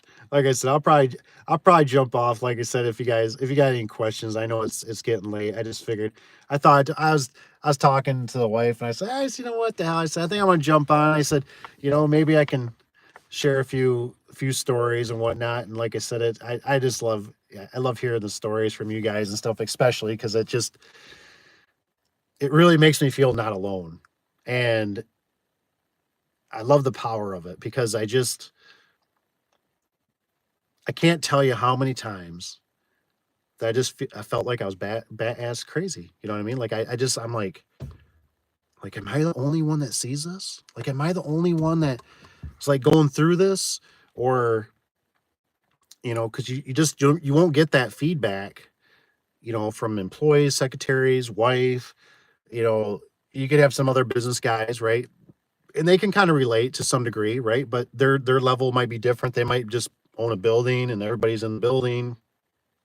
And you're the guy sitting there going, oh man, Junior took the truck yesterday and he rear-ended somebody, and no, I got to deal with that. That's fun, and, it just goes, On and on.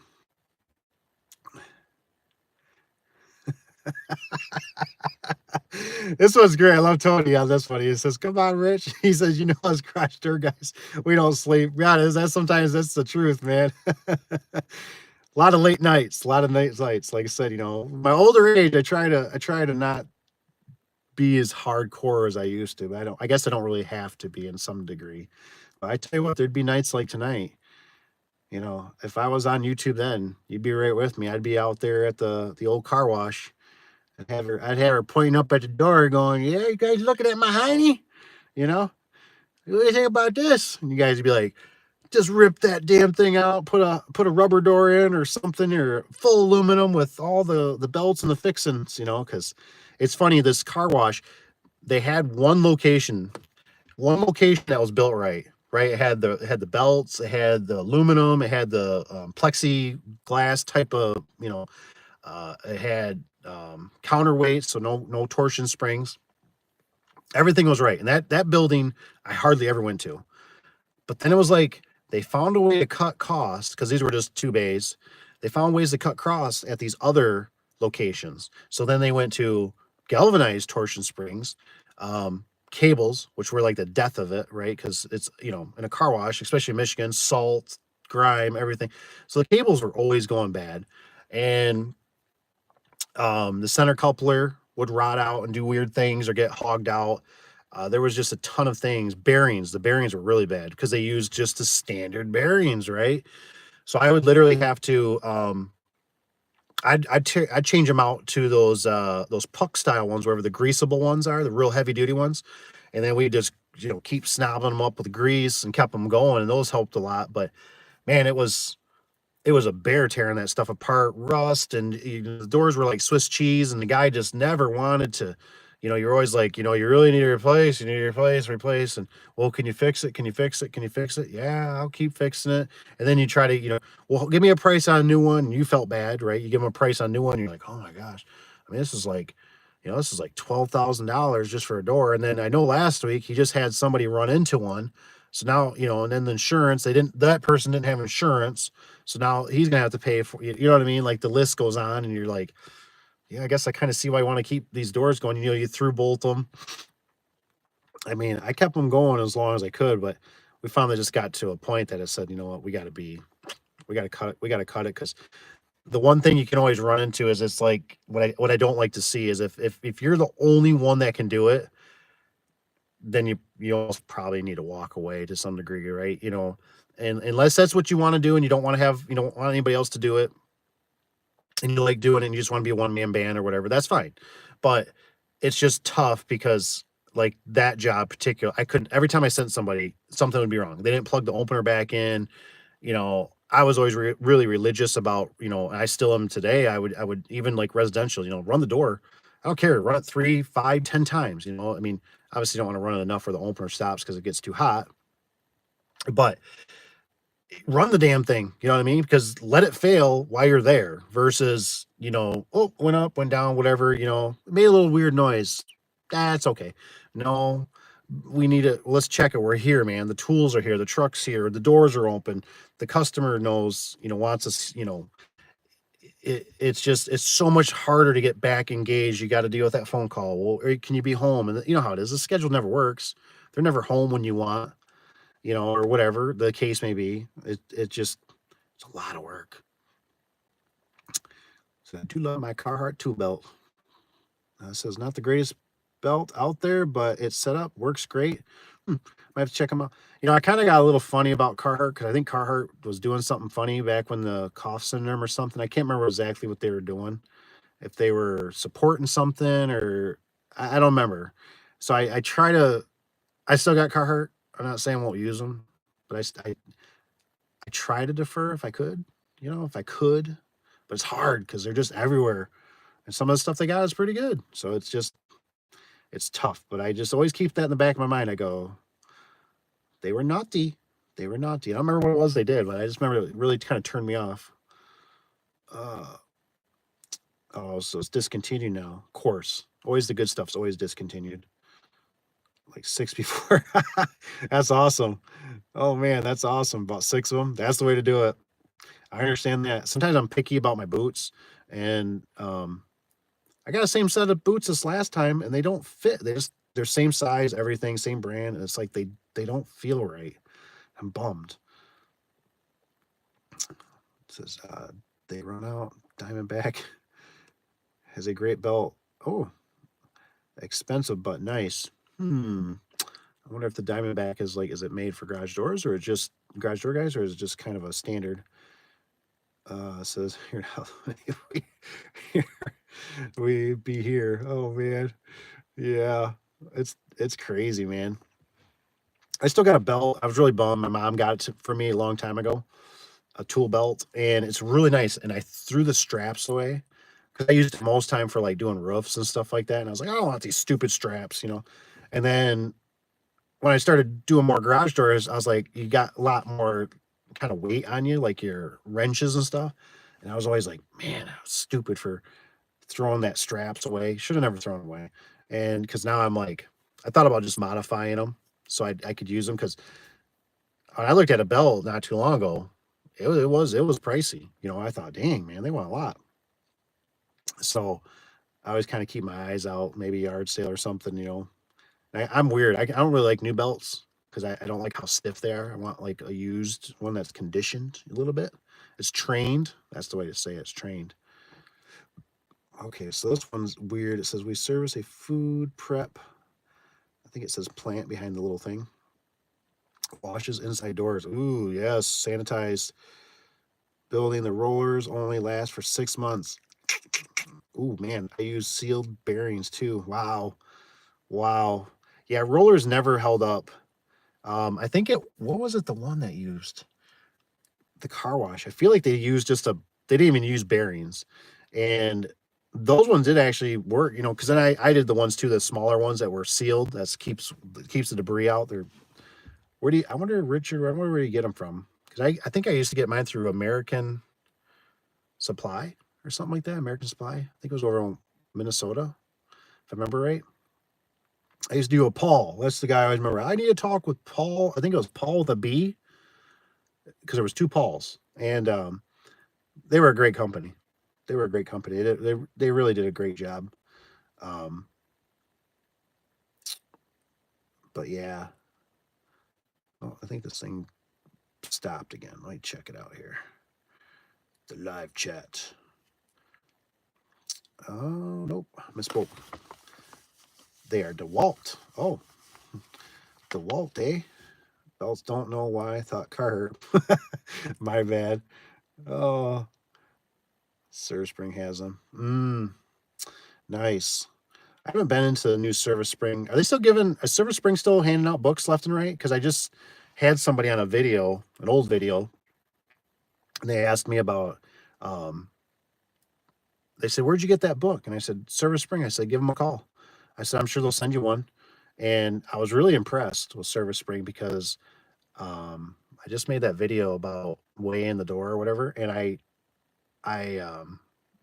found it on my phone, and I thought, I know they're gonna make me sign in or something silly, you know. And I thought, I don't remember if I got the number. I can dig it up, and I clicked on it. It loaded, and it was right there. It was like ready to go, you know. And I was like, that's awesome. Like that's great that like anybody can kind of use it. So if you got a worker or something, you're like, here, just go to get this app, man. Like type in the stuff. It's gonna ask you some questions, but you know, a few years back, whatever, you know, they used to hand out those books like candy, man. It was like, I'd be like, send me, you know, and they're always changing. And I think now they got the, what is it? I don't know if it's QR, is it QR code or whatever you scan it or something, which I think is actually pretty smart because now you're up to date. And, because you know they used to send one out every year, and I always had one that were behind. And then you get a customer to ask you some weird, like, you know, hey, can I get like 3 of those operator brackets? You know, because I want some up for my cabin up north or something. You're like, yeah, you know, you look through it, and, you know, and your book is from like 2017. You're like, I'm sure if I had like $10, we'll be good, right? You know, yeah, those things are like $30 40, make them 40. Oh, okay. And then you know, by the time you order them or something, the secretary chews your hiney out. She's like, those things are $60. You sold them for 40. And you're like, I had a book from 2017. Like, I'm sorry. Yeah. You should have called. You should have done this. You know. Oh, I'm sorry. It says, throw the straps away and buy old boy suspenders. I got suspenders. I wear suspenders most time. I don't even got them on right now. Surprise. I got some. I found out I actually had the Carhartt ones, and they crimped, right? They crimped onto your belt. Well, they always make my belt deform after so long. So then I got smart. I found these ones I think they're Dickies. I think they're Dickies. And they actually got a plastic clip, and they can just clip under your belt, so you can kind of pop them off, pop them on. And man, those things are nice. I gotta get a new set because mine are getting pretty stretched out. But I cannot tell you guys, suspenders, they're maybe some of you guys watch was Essential Craftsman. That guy, he wears suspenders. He's a good craftsman too. I tell you what, suspenders is a life changer. Especially that way you ain't always hiking up your pants. I mean, yeah, they're old man, you know what I mean? But I tell you what, it's nothing like being comfortable when you bend over and you ain't sitting there pulling up your britches. It's just they're right there, man. It's where they're supposed to be. You just do your business. And especially for me, I even to this day, I can't ever get out of the I'm always wearing gear. Like I always got a Milwaukee knife on me. I always got a little pain pill bottle thing or whatever you call it, little wood thing I carry that my mom gave me. I got my lighter, even though it's not. I don't use it because I don't smoke. But I tell you what, you light a fire, you gotta singe a cord or something, a rope. I carry my pencil with me, carpenter's pencil. I carry my marker with me. Carry my wallet. I got my Leatherman on me. I got a flashlight on me. I feel like I'm missing one. There's still one more. Leatherman cell phone. That's a lot of gear. It starts adding up. And by the time you throw a wrench or something in the back of your pocket or a set of keys and stuff, it adds up, man. And all of a sudden you're always just, I guess I don't got the hiney that I used to, I used to have a nice, perfect bubble butt, and now it's just, I'm a flat ass. Oh, I don't know. It's just, I don't know. I think you get just smarter or something. I don't know. Oh, man. New books are great to look up. Drums and, oh, nice. That's awesome. What's to say called? Oh, okay. Investa, which would be you can't get NASCAR belts, Milwaukee or DeWalt. You can get the NASCAR belts. NASCAR? Damn. What are we talking about here? I have to look this up. What's this? Oh man, Taylor says, "What do you say? Make the job go faster." Oh, that's funny, man. Yeah, that's what I was kind of thinking when I heard the NASCAR. I'm like, does it make you go faster? Are they lighter? Are they faster? That's what I need, man. Something to kick me in the butt. I need spinners. Those old guys, yes, need spinners more. No more ass. That's right, man. I guess we're sitting around too much, I don't know. Uh, yeah, it takes the weight off your hips, man. I tell you, it's amazing. It's amazing. I don't think I can get Cap to do it. Like I said, he won't. But especially, as we get older, if you get a little bit of a gut too, it's like things are just kind of resting more. And man, it's just nice to have it, especially like I said, when I notice when I bend over, because otherwise, if your pants drift, you bend over, right? And it's always in the crotch. It's always tight, and you're like, geez, oh, gotta pull my pants up, man. It's like, or you bend over, you're kind of the plumber. Those suspenders just keep everything where they should be, See you, Richard. Hope you have a good night.